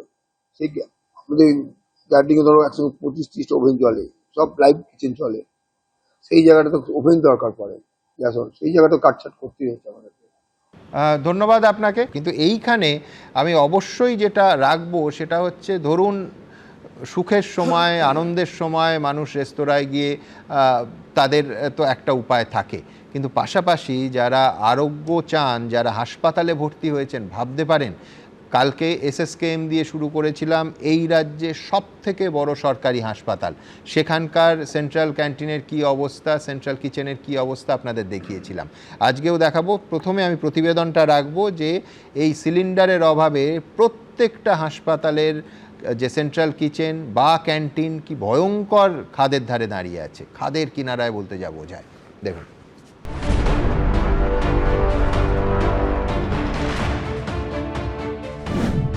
শরীরের ক্ষত সারাতে যে হাসপাতালে যেতে হয়, সেখানেও গ্যাসের সংকটের প্রভাব। 1200-র ওপরে এখানে রোগী ভর্তি রয়েছে। 3 বেলা, একবার ব্রেকফাস্ট, একবার লাঞ্চ, একবার ডিনার, এই 3 বেলা 1200-র ওপর রোগীর পরিজনদের নয়, শুধুমাত্র রোগীদের যে খাবার সেটা দেওয়া হয় এবং স্বাভাবিকভাবে দেওয়া হচ্ছে। তাদের চিন্তা একটাই, যে এখন অবধি এই যে ঘরোয়া সিলিন্ডার দিয়ে তারা পরিস্থিতি সামাল দিচ্ছেন, আগামী কয়েকদিনে যে স্বাভাবিকভাবে সরবরাহ হচ্ছে সেটা কি থাকবে? সিলিন্ডার আমাদের সপ্তাহে করে আসে 20টা করে, এখনো অবধি কালকে আসার কথা, আর কি হবে সেটা এখন বলতে পারছি না। টেনে কালকে এটা চালিয়ে দিতে পারবো, পরশু দিনটা তখন নিয়ে এসে একটা চিন্তা ভাবনা আছে কি হবে, কিভাবে হবে। কোচবিহারের এমজেন মেডিকেল কলেজ, প্রতিদিন 300 থেকে 350 রোগীর 3 বেলা রান্না হয়, সেখানেও মারাত্মক গ্যাসের আকাল। কমার্শিয়াল নিলাম 2800 টাকা, আর ডোমেস্টিকটা পেয়েছিলাম 1500 টাকায়। কিছুদিন ব্ল্যাকেও পেলাম, চললো, কিন্তু আজকের দিনটা একদমই কোথাও খুঁজে পেলাম না। পূর্ব বর্ধমানের কাটোয়ায় নারী শিশু কল্যাণ দপ্তরের শেল্টার হোমেও গ্যাসের আকাল, সেখানে কাঠের চালের রান্নার ব্যবস্থা করা হচ্ছে। পদ কমিয়ে দিতে হবে, আর 2টো উনুন করেছি, আরো 2টো করব। গ্যাসের হাহাকারের মধ্যেই দেখা গেছে এই ছবি। ভ্যানে থাকা গ্যাস ভর্তি সিলিন্ডারগুলো শিকলে বেঁধে তারপর বাড়িতে গ্যাস পৌঁছে দিতে যাচ্ছেন এই কর্মী। কেউ যদি এসে মেশে যদি একটা ভর্তি তুলে নিয়ে যায়, তার জন্যই তালা মেরে রেখেছি। কবে পরিস্থিতি স্বাভাবিক হবে? শুভেন্দু ভট্টাচার্য, রানা দাস ও বিশ্বজিৎ দাসের রিপোর্ট, এবিপি আনন্দ। এই মুহূর্তে আমাদের সঙ্গে স্টুডিওতে আছেন রথীন্দ্রনাথ পান্ডা, যিনি এনআরএস জেনারেল ক্যান্টিন তার দায়িত্বে আছেন। আপনাদের সিচুয়েশনটা ওখানে কীরকম? এত তো মানে কতজন রোগীর মোটামুটি বা তাদের আত্মীয় স্বজনদের খাবার করতে হয় প্রতিদিন আপনাদের? প্রত্যেকদিন না, রোগীর খাবার নয়, আমাদের তো ক্যান্টিন। হ্যাঁ, এবার সেখানে পাবলিকও খায়, ডাক্তারবাবু খায়, পেশেন্ট পার্টি খায়, সবাই খায়। এবারে আমি 30 বছরের ক্যান্টিনটা চালাচ্ছি, হ্যান্ডিক্যাপ ক্যান্টিন, ওটা আর কি, হ্যান্ডিক্যাপ ভাই বোন দিনে চালাই।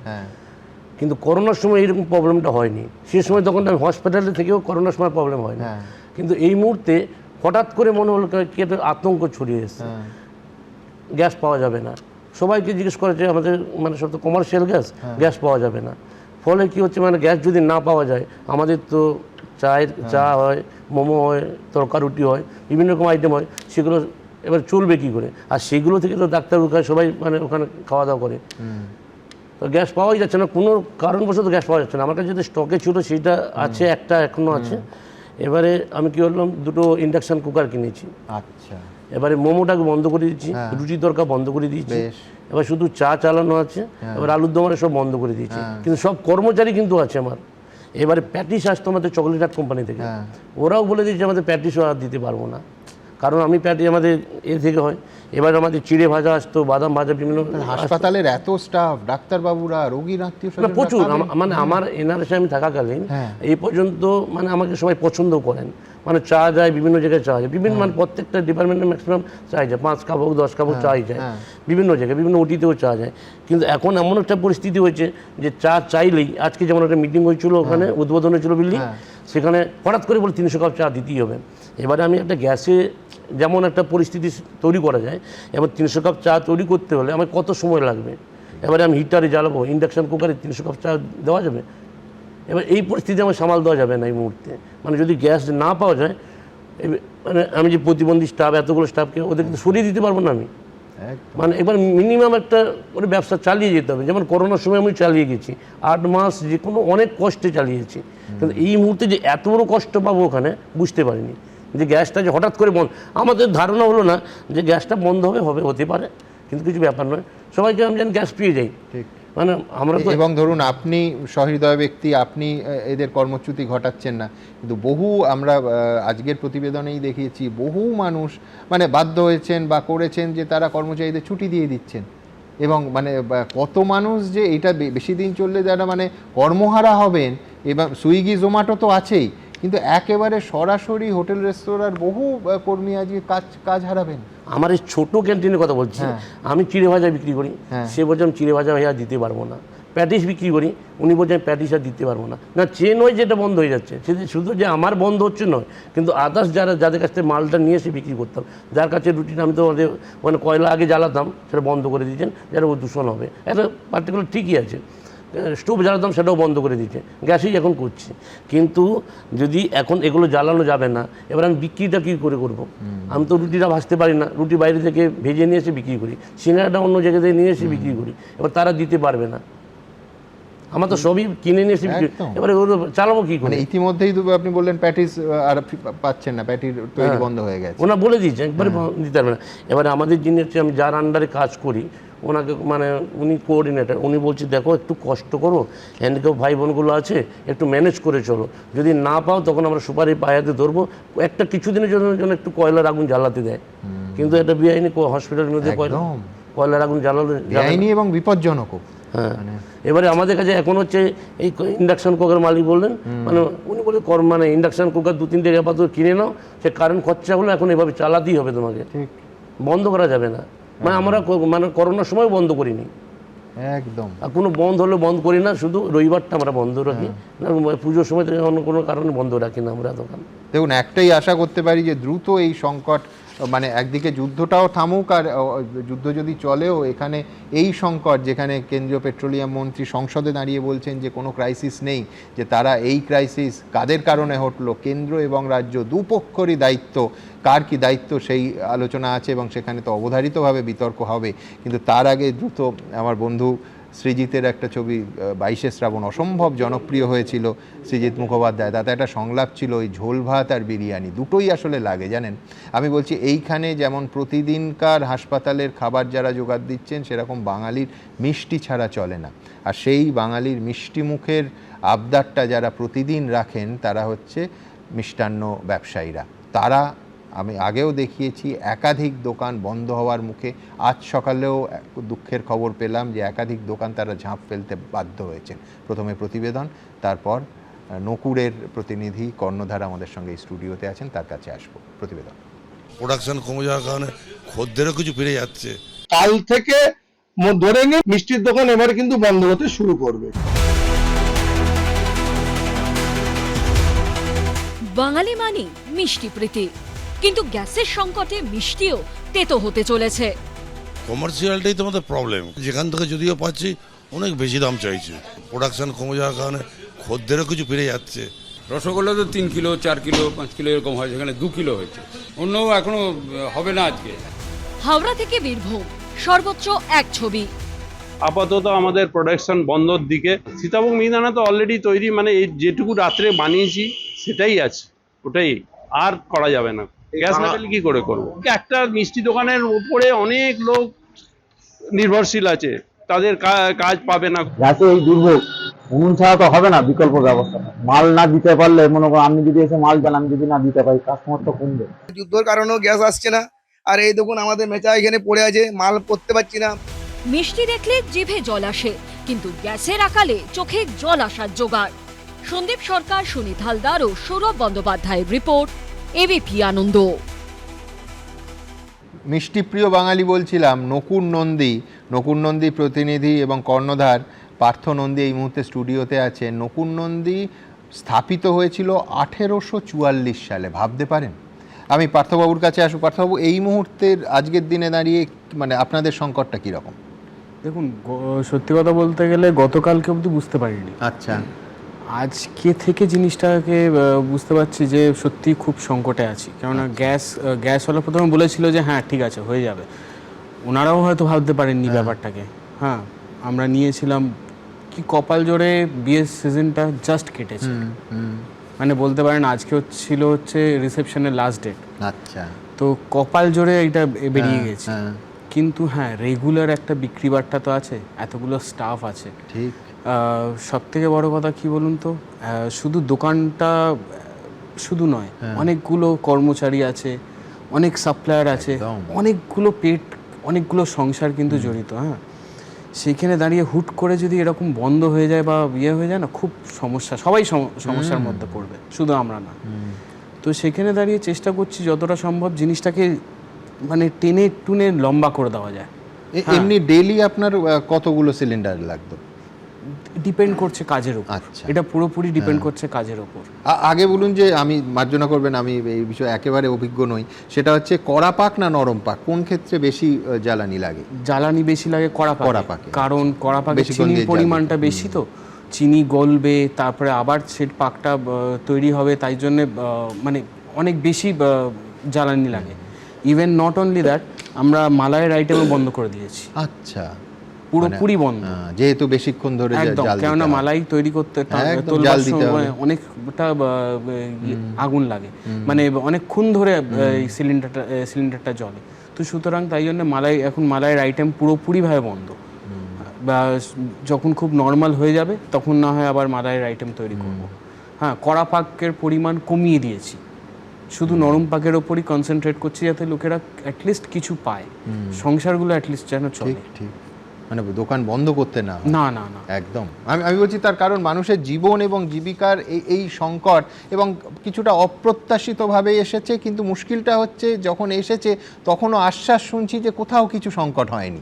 আমি বলছি এইখানে আবার বলছি যে সংকটটাকে যতক্ষণ না স্বীকার করা হচ্ছে তার কিন্তু সমাধান সূত্র পাওয়া ভারী মুশকিল। আমি সরাসরি আপনাদের হোস্টেল নিয়ে একটা প্রতিবেদন দেখালাম মিড ডে মিলের সঙ্গেই, সরাসরি কথা বলবো অরিন্দম প্রামাণিক হিন্দু হোস্টেলে থেকে, তার সঙ্গে এক হচ্ছে যে কলকাতার হোস্টেল বলতে প্রাচীনতম হোস্টেলগুলোর মধ্যে নিঃসন্দেহে হিন্দু হোস্টেল।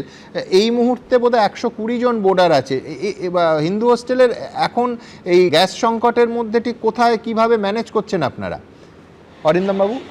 আমাদের এই মুহূর্তে তো সমস্যা ভালোভাবেই চলছে। গত 3 দিন যাবৎ আমাদের এখানে কোনো রকম গ্যাসের আদান প্রদান হয়নি। সেই সুতরাং আমাদের মেসটা 3 দিন যাবৎ বন্ধ ছিল। অনেক ছেলেরাই বাইরে ঘাটে খেতে যেতে হচ্ছে, কিছু ছেলে এমনও আছে যে যারা সকাল দিয়ে হয়তো একবেলা খেয়ে দিন কাটাতে হয়েছে, এরকম অনেক ছেলে আছে। তো আচ্ছা, এটা একটু ব্যাখ্যা করবেন? দেখুন, হিন্দু হোস্টেলে এমন বহু ছেলে আছে যারা আর্থিকভাবে অত্যন্ত সচ্ছল নন এবং তারা অসুবিধার মধ্যে মানে কিভাবে পড়ছেন এবং তাদেরটা কিভাবে ম্যানেজ করছেন। আমি বলছি যে অত্যন্ত সাবসিডাইজ রেটে তো হিন্দু হোস্টেলের ক্যান্টিন চলে, তো সেইখানে তারা তো একেবারে মানে আর্থিক বিপদের মধ্যে দাঁড়িয়ে গেছেন এই সংকটে। আর আপনি বলছেন 3 দিন ধরে এটা চলছে। হ্যাঁ, গত 3 দিন যাবত এটা চলাকালীন তো এমন বহু স্টুডেন্ট আছে যারা দিনে একবেলা করে হয়তো খাবার খাচ্ছে, বা অনেকে আছে যারা দিনে একবেলা মুড়ি খেয়ে দিন কাটাচ্ছে, এরকম বহু ছাত্র আছে। আর এই পরীক্ষার মরশুমে তাদের তো খুবই অসুবিধা হচ্ছে সকলের।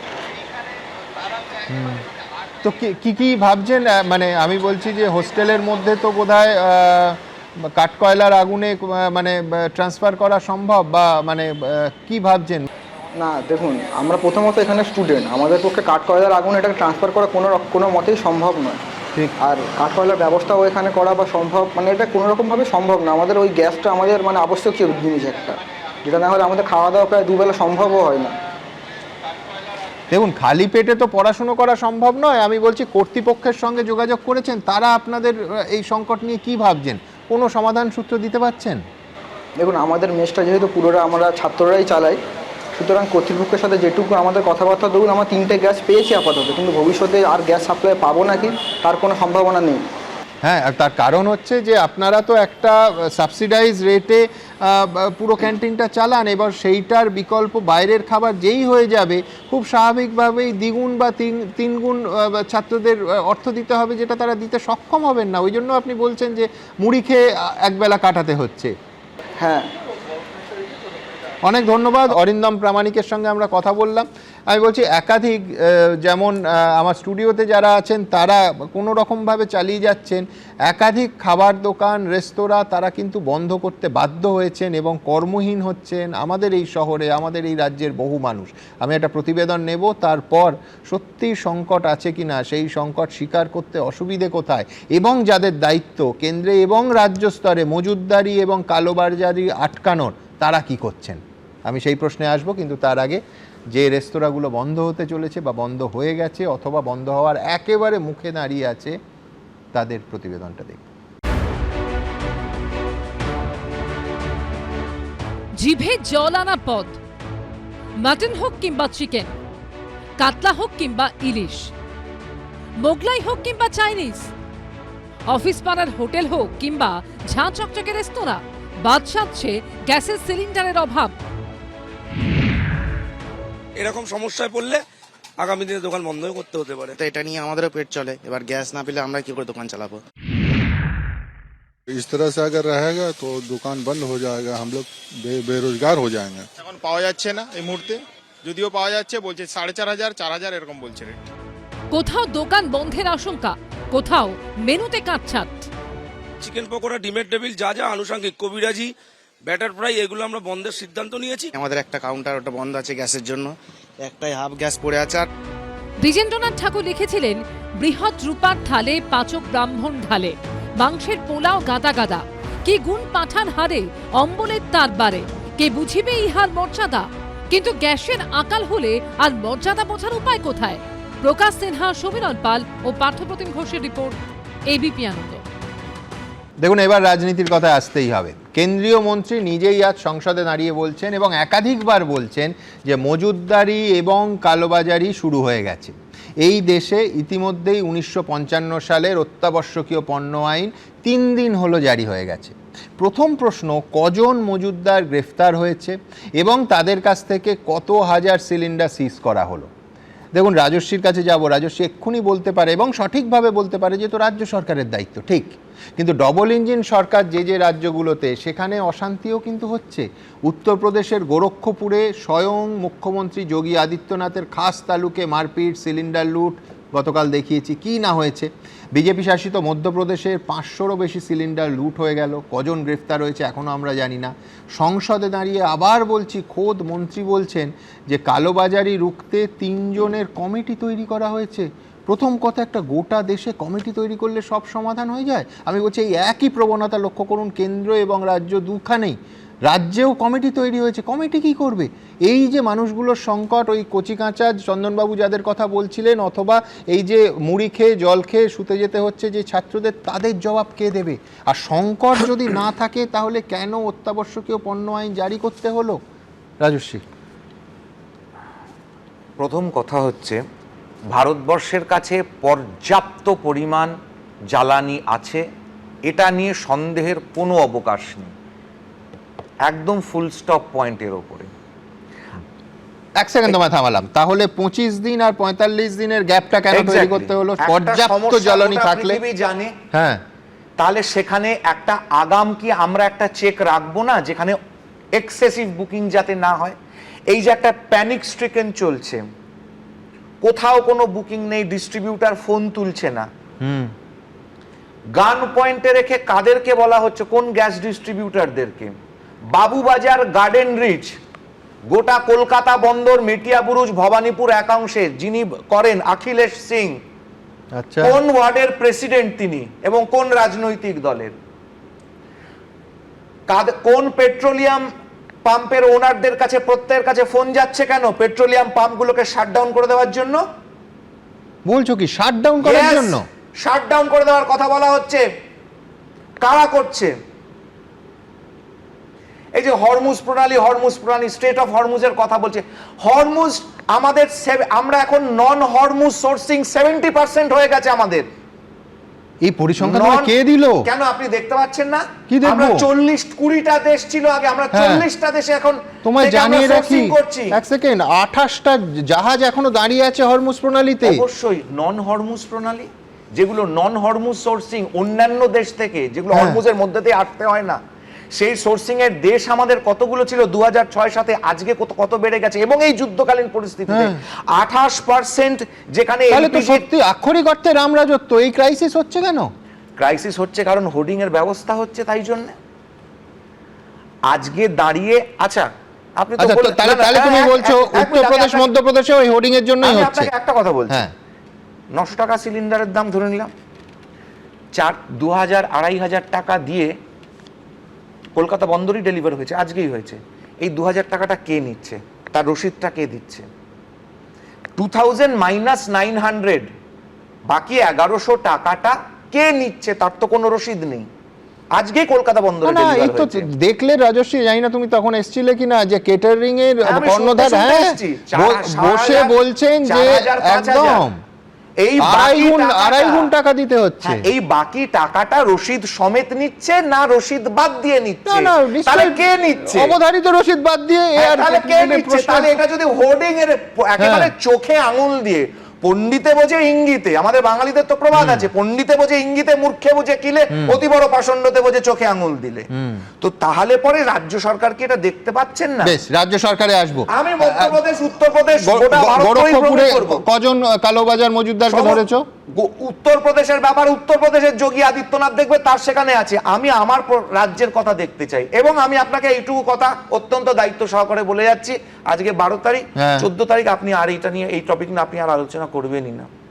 সেটাও কিন্তু রাজ্য সরকারই দায়িত্ব থাকবে, মানে তার মধ্যে রাষ্ট্রপতি শাসন জারি হচ্ছে না তো? না, সেটা এখন অরূপ দ্বারা জানে না। তার কারণ হচ্ছে, তোমার কথা অনুযায়ী রাজ্য সরকার যদি ব্যর্থ হয়, দুদিন পরেও তারা ব্যর্থই থাকবে। কেন্দ্র সরকার তো এসে মজুদদার ধরতে পারবে না। ভারতবর্ষে যদি সব সমস্যা মিটে যায়, পশ্চিমবঙ্গের সমস্যাটা নিশ্চয়ই মমতা বন্দ্যোপাধ্যায় এতটা বোকা নন যে উনি ওটা। অরূপ চক্রবর্তী জবাব দেবে যে দেখুন, কোনো সংশয় নেই, কোনো সন্দেহ নেই যে মজুদদারি আর কালোবাজারি আটকানোর প্রত্যক্ষ দায়িত্ব রাজ্য সরকারের। কাল যখন আমাদের দেওয়া টেলিফোনিক সাক্ষাৎকারে মুখ্যমন্ত্রী বলেন যে তিনি মজুদদারদের ভালোবেসে বুঝিয়ে বলবেন, আমি তখনই অন এয়ার বলেছিলাম যে মজুদদাররা যেটা করছেন সেটা ক্রাইম, সেটা তারা জেনে শুনে করেন এবং এবারও করেছেন, এবং এই সংকটকালে কঠোর ব্যবস্থা নেওয়া দরকার এদের প্রত্যেকের বিরুদ্ধে। জওহরলাল নেহেরু এই মজুদদারদের ল্যাম্পপোস্টে ঝোলানোর কথা বলেছিলেন, তা না হোক গ্রেফতার তো হবে।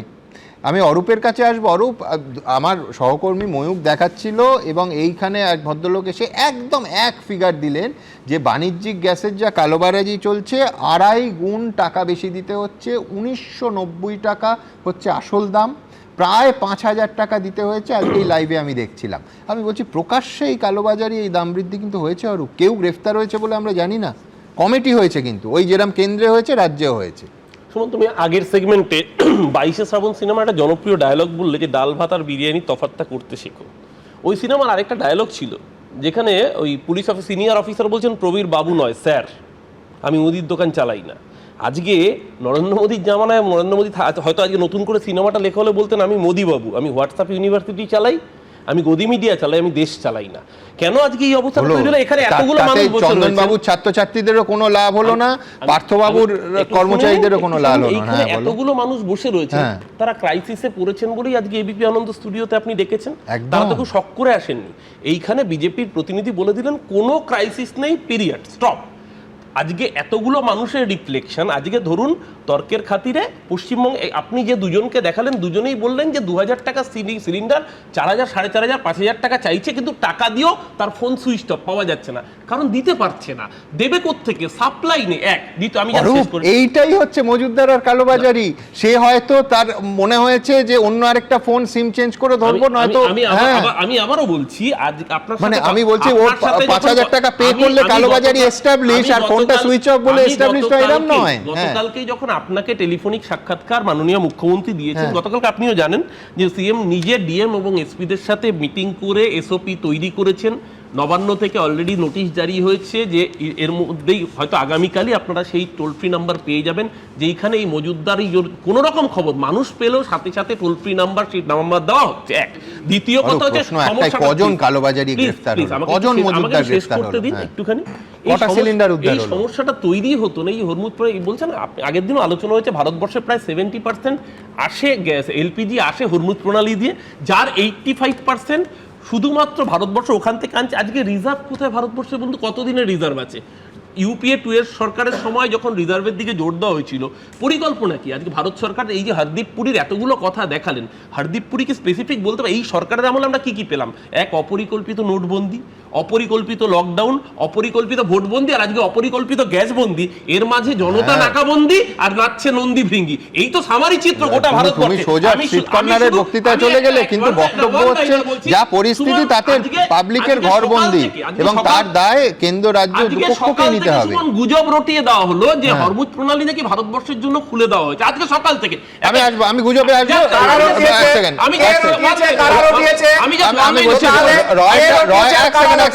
রয়টার্সের একটা খবরের এই একেবারে সম্পূর্ণ ভুল খবর। কেন আমি সেটাও বলবো, কিন্তু তার আগে অন্য প্রসঙ্গে, রাজনৈতিক প্রসঙ্গে রাজস্বী।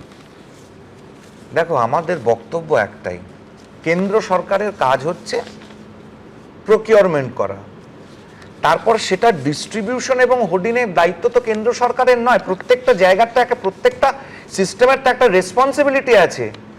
আমার রেসপন্সিবিলিটি, আমাদের যেটা রেসপন্সিবিলিটি সেটা তো করা হচ্ছে।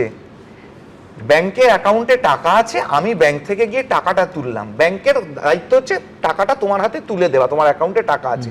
আমি ব্যাংক থেকে টাকাটা নিয়ে বেরোলাম, তারপর সেটা ছিনতাই হয়ে গেল, সেটার দায়িত্ব তো ব্যাংকের নয়। হ্যাঁ, কিন্তু তোমরা সংকটটা স্বীকার করবে না কেন? কেন বলবে মানুষ প্যানিক বুক করছে বলে হচ্ছে?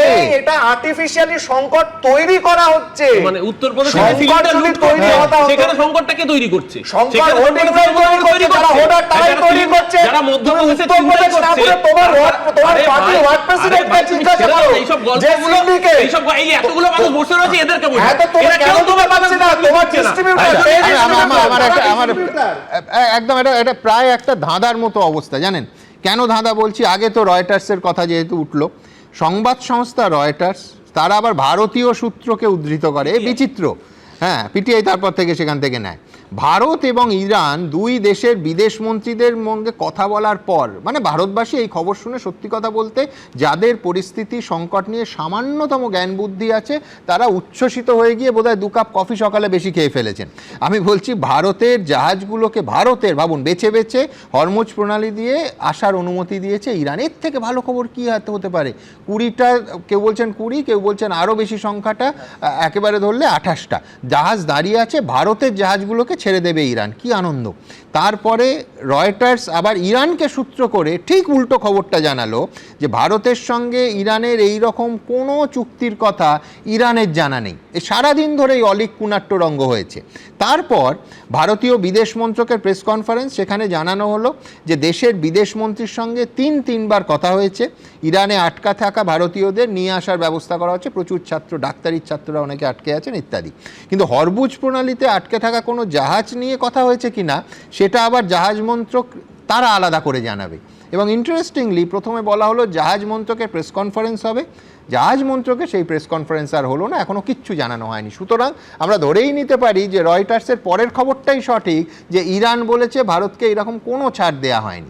আমি এবারে একেবারে খুব পরিষ্কারভাবে রাজস্বী যা বললো সেখানে আসব, কিন্তু তার আগে এই গোটা বিষয়টা নিয়ে প্রতিবেদন আপনাদের সামনে রাখব। আমেরিকা ইসরায়েলের সঙ্গে ইরানের অবিরাম যুদ্ধ চলছে, কেউ কাউকে ছেড়ে কথা বলছে না। হরমুজ প্রণালী দিয়ে জাহাজ যেতে না দিয়ে ইসরায়েল আমেরিকার পাশাপাশি কার্যত গোটা বিশ্বের মাথা ব্যথার কারণ হয়ে দাঁড়িয়েছে ইরান। কারণ এই রুট দিয়েই তেল বহনকারী জাহাজগুলি যাতায়াত করে।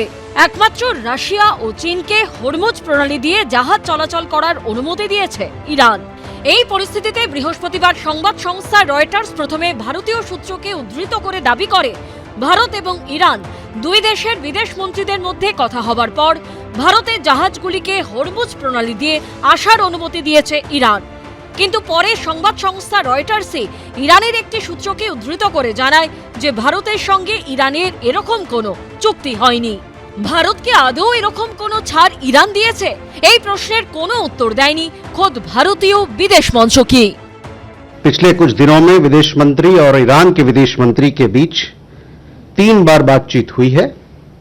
अंतिम बातचीत में शिपिंग की सुरक्षा और भारत की ऊर्जा सुरक्षा से जुड़े मुद्दों पर चर्चा की गई। इसके अलावा अभी मेरे लिए कुछ भी कहना जल्दबाजी होगा। देखिए, हमने जो हमारी बातचीत हुई हमारे विदेश मंत्री और ईरान के विदेश मंत्री के बीच में, उसके बारे में आपको मैंने ब्यौरा दिया और उससे अवगत कराया, तो मैं उससे ज्यादा कुछ नहीं कहना चाहता हूं। বিদেশ মন্ত্রকের মুখপাত্র আরও জানান, এ বিষয়ে যা বলার জাহাজ মন্ত্রক বলবে। जहाज को लेके शिपिंग मंत्रालय के साथीगण वहां होंगे, उनके पास अगर आप ये सवाल लेके जाएं, शायद क्योंकि बहुत टेक्निकल है, मेरे पास इतना अपडेट नहीं है। কিন্তু ভারতীয় জাহাজ মন্ত্রকও এখনো প্রকাশ্যে কোনো প্রতিক্রিয়া দেয়নি। এই আবহেই গোটা বিশ্বের উদ্বেগ বাড়িয়ে ইরানের সদ্য মনোনীত সর্বোচ্চ নেতা মোস্তাফা খামেনেই হুঙ্কারের সুরে জানিয়ে দিয়েছেন, কোনোভাবেই হরমুজ প্রণালী খোলা হবে না। এটাকে আমেরিকা ও ইসরায়েলকে চাপে রাখার কৌশল হিসেবে ব্যবহার করা হবে। তার আরও হুঁশিয়ারি, শহীদদের মৃত্যুর বদলা আমরা নেবই, কারণ তারা আমাদের সর্বোচ্চ নেতার জন্য জীবন দিয়েছেন। এটা শুধু আমাদের পরিবারের বিষয় নয়, গোটা দেশের বিষয়। দেশের জন্য যারা প্রাণ দিয়েছেন তাদের মৃত্যুর বদলা নেবই। আমেরিকা এবং ইসরায়েলের উপর চাপ বাড়াতে কোনোভাবেই আমরা হরমুজ প্রণালী খুলব না। তবে এরই মধ্যে একটি স্বস্তির খবর, শেনডং সুয়েজ ম্যাক্স বুধবার সৌদি আরবের তেল নিয়ে এই ট্যাঙ্কারটি মুম্বাই এসেছে। সূত্রের খবর, 1,35,335 মেট্রিক টন অপরিশোধিত তেল নিয়ে এসেছে জাহাজটি। সূত্রের দাবি, 1 মার্চ জাহাজটিতে তেল ভরা হয়েছিল, অর্থাৎ 3রা মার্চ ইরান হরমুজ প্রণালী বন্ধ করে দেবার আগেই জাহাজটি সেই পথ পেরিয়ে আসে। এবিপি আনন্দ। দেখুন, 4.5 মিনিট আগে রাজস্বীর একটা তথ্য একেবারে আমাকে চমকে দিল যে সত্যি হরমুজ প্রণালী দিয়ে কি ওভারহাইপ কোনো সংকট তৈরি হচ্ছে।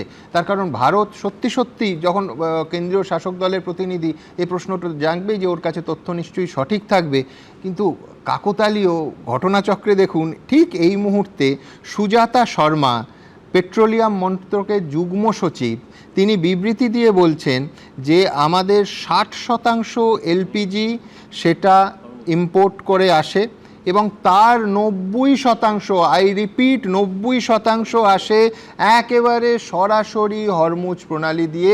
এখন কথা হচ্ছে যে পেট্রোলিয়াম মন্ত্রকের যুগ্ম সচিবের কথা সত্যি মানবো না রাজস্বীর কথা? আমি কি বললাম, 20টা দেশ ছিল, সেখানে 40টা দেশ আমাদের নন হরমুজ প্রণালীর থেকে বেড়ে গিয়েছে। আগে ছিল সোর্সিং কান্ট্রিজ আমাদের কতখানি বেড়ে গেছে। এবার আমি 90%, এবার আমি আবার রিপিটে দেখে নিও, তুমি কি বলছো তোমার পরিসংখ্যানে আসবে। আরেকটা কথা আমাকে বলতেই হবে, এটা বলো। সেটা হচ্ছে, শুধু আমি সুজাতা শর্মা ডিসক্লেমার না দিলেই হলো। ইন্ডিয়ান অয়েলের অ্যাপ ডাউনলোড করে সেখানে অর্ডারও করেছে এবং অর্ডার নিয়েও নিয়েছে। কে ডেলিভারি করবে তার নাম ডিটেইলস দিয়ে পর্যন্ত করা হয়ে গেছে। ডেলিভারিটা হবে না, ডেলিভারিটা হবে না, সেখানে হতেই পারে, কিন্তু তোমার এবং তুমি এত সহজে জ্বালানি পেয়েছো, এইটা যতটা সত্যি।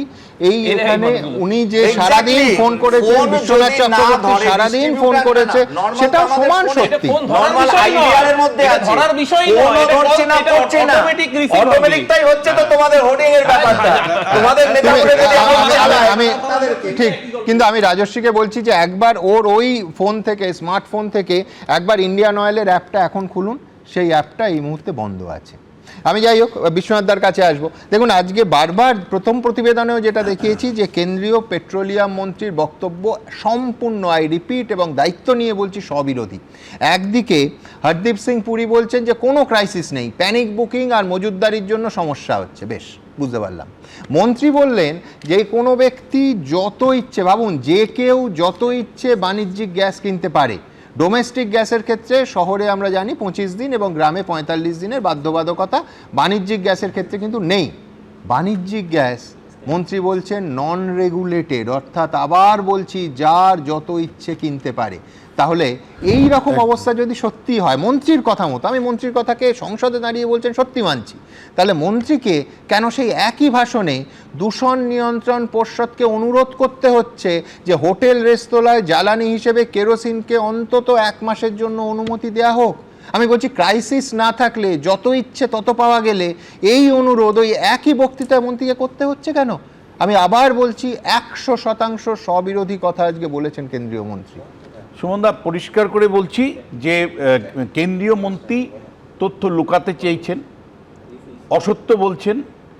যদি সত্যি বলতেন তাহলে, মানে যদি সত্যি অবস্থাটা তাই হতো, উনি যেটা বলছেন যে কোনো রেগুলেশন করব না, কিছু করব না, তাহলে আপনি 45 দিন গ্রামের জন্য আর শহরের জন্য 25 দিন অন্তর গ্যাসের কথা বলছেন কেন? আবার একই সাথে যদি গ্যাস যদি আমাদের কালোবাজারি না হতো তাহলে মানে 1800 টাকার গ্যাস কি করে 5000 টাকায় বাজারে বিক্রি হচ্ছে?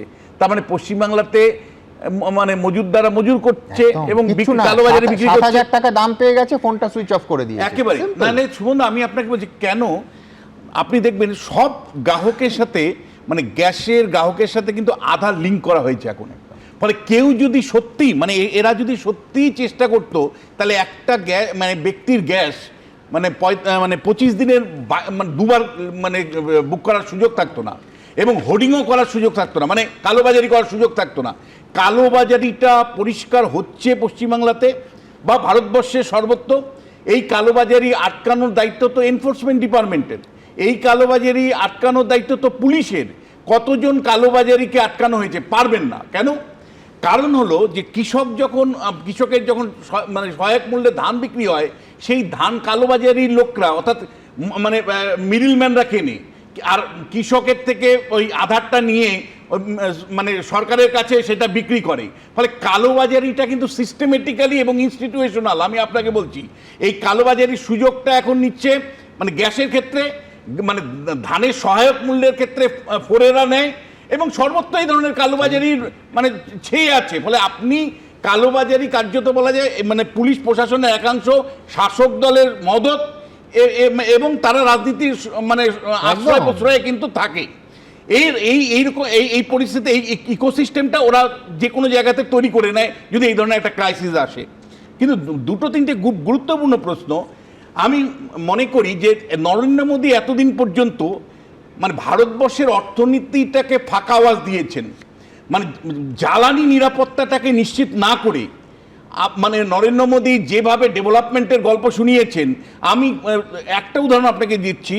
জাপানে 300 মানে ওদের আমাদের মতো না, ওদেরও গ্যাস নেই এবং তেল নেই। ওরা 365 দিন পর্যন্ত মানে যদি মানে ক্রাইসিসও হয় 365 দিনের মজুদ রেখেছেন।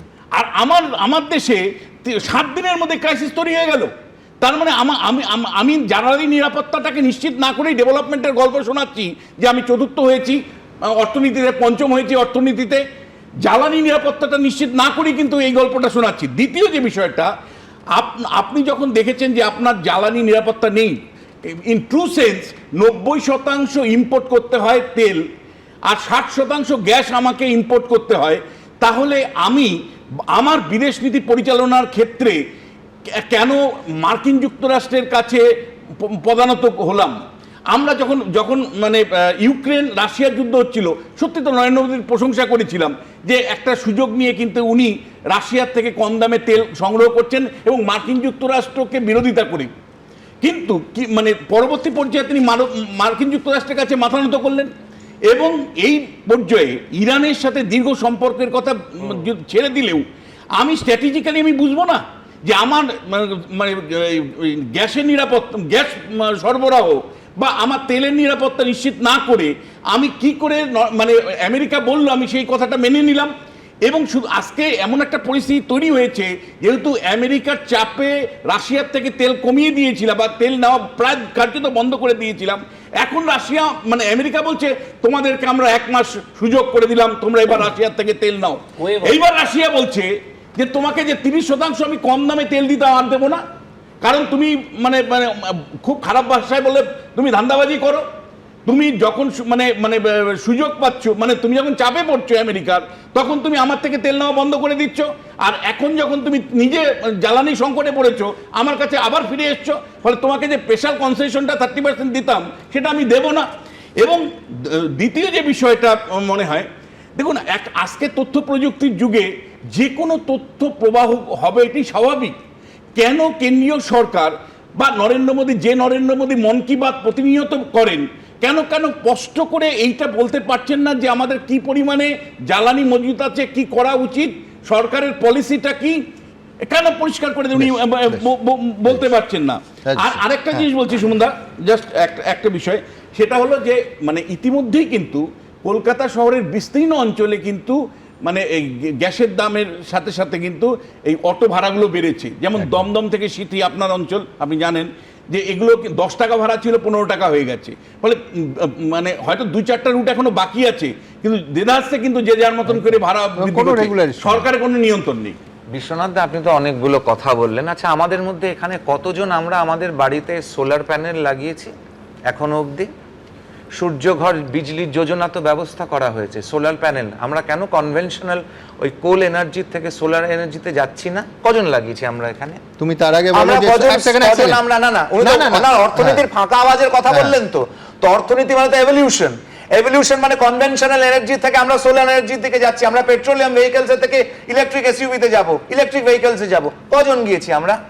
অন্যের ঘাড়ে দোষটা চাপানো সরকার তো ব্যবস্থা করছে, কিন্তু পাশাপাশি তুমি বলছো না যে পেট্রোল বা ডিজেল চালিত যানের পাশাপাশি যখন ইলেকট্রিক ভেহিকলের ট্রান্সফারটা করব, তার দামের ফারাকটা সেটা কার পকেটে চাপ দেবে? না, আমি তো উল্টো বলবো যে এই মানে নরেন্দ্র মোদী সরকার হোক বা অন্য যে কোনো সরকার হোক, সাম্প্রতিককালে তাদের গ্রোথটা দেখায় হলো যে কত কার বিক্রি হয়েছে, গাড়ি মানে পেট্রোলের গাড়ি বিক্রি হয়েছে, ডিজেলের বিক্রি হয়েছে।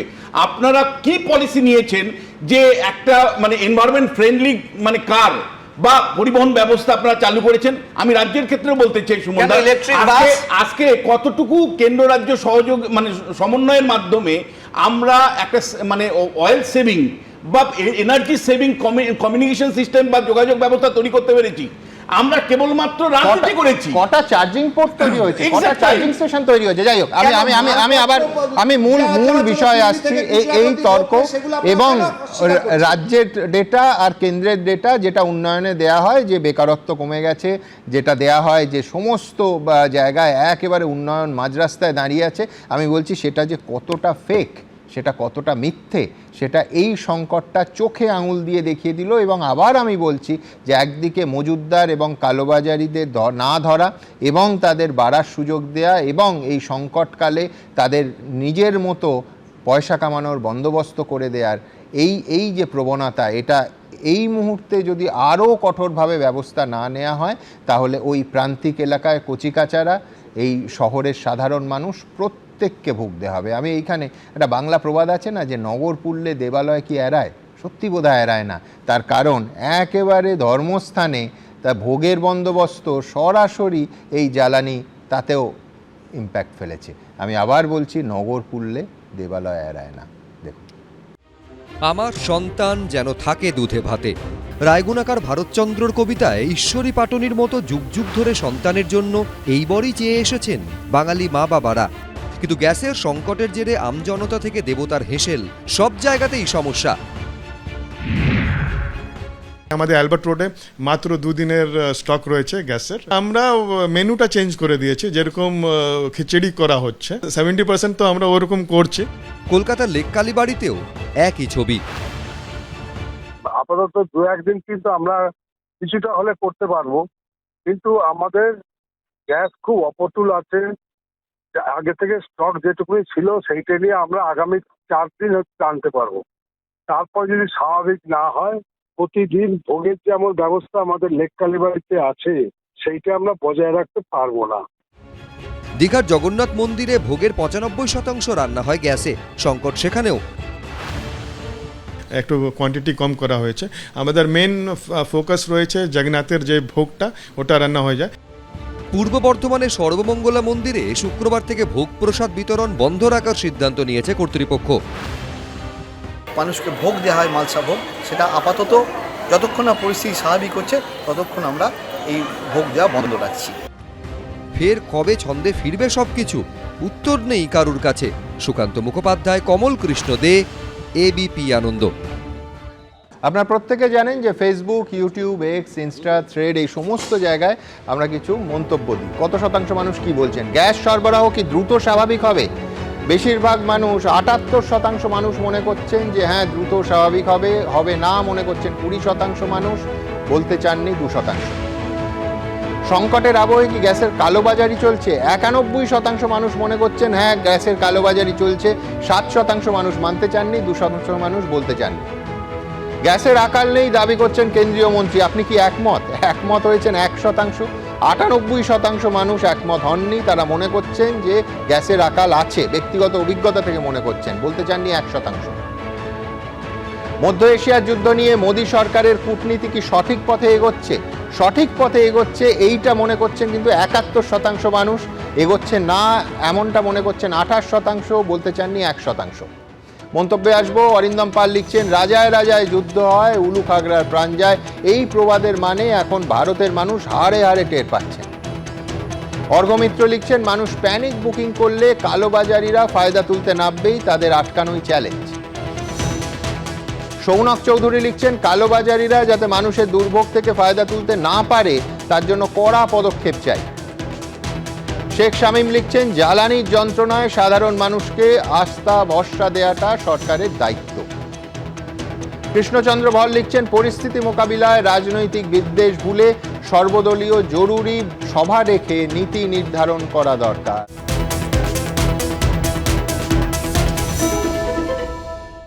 এবিপি আনন্দ, এগিয়ে থাকে, এগিয়ে রাখে।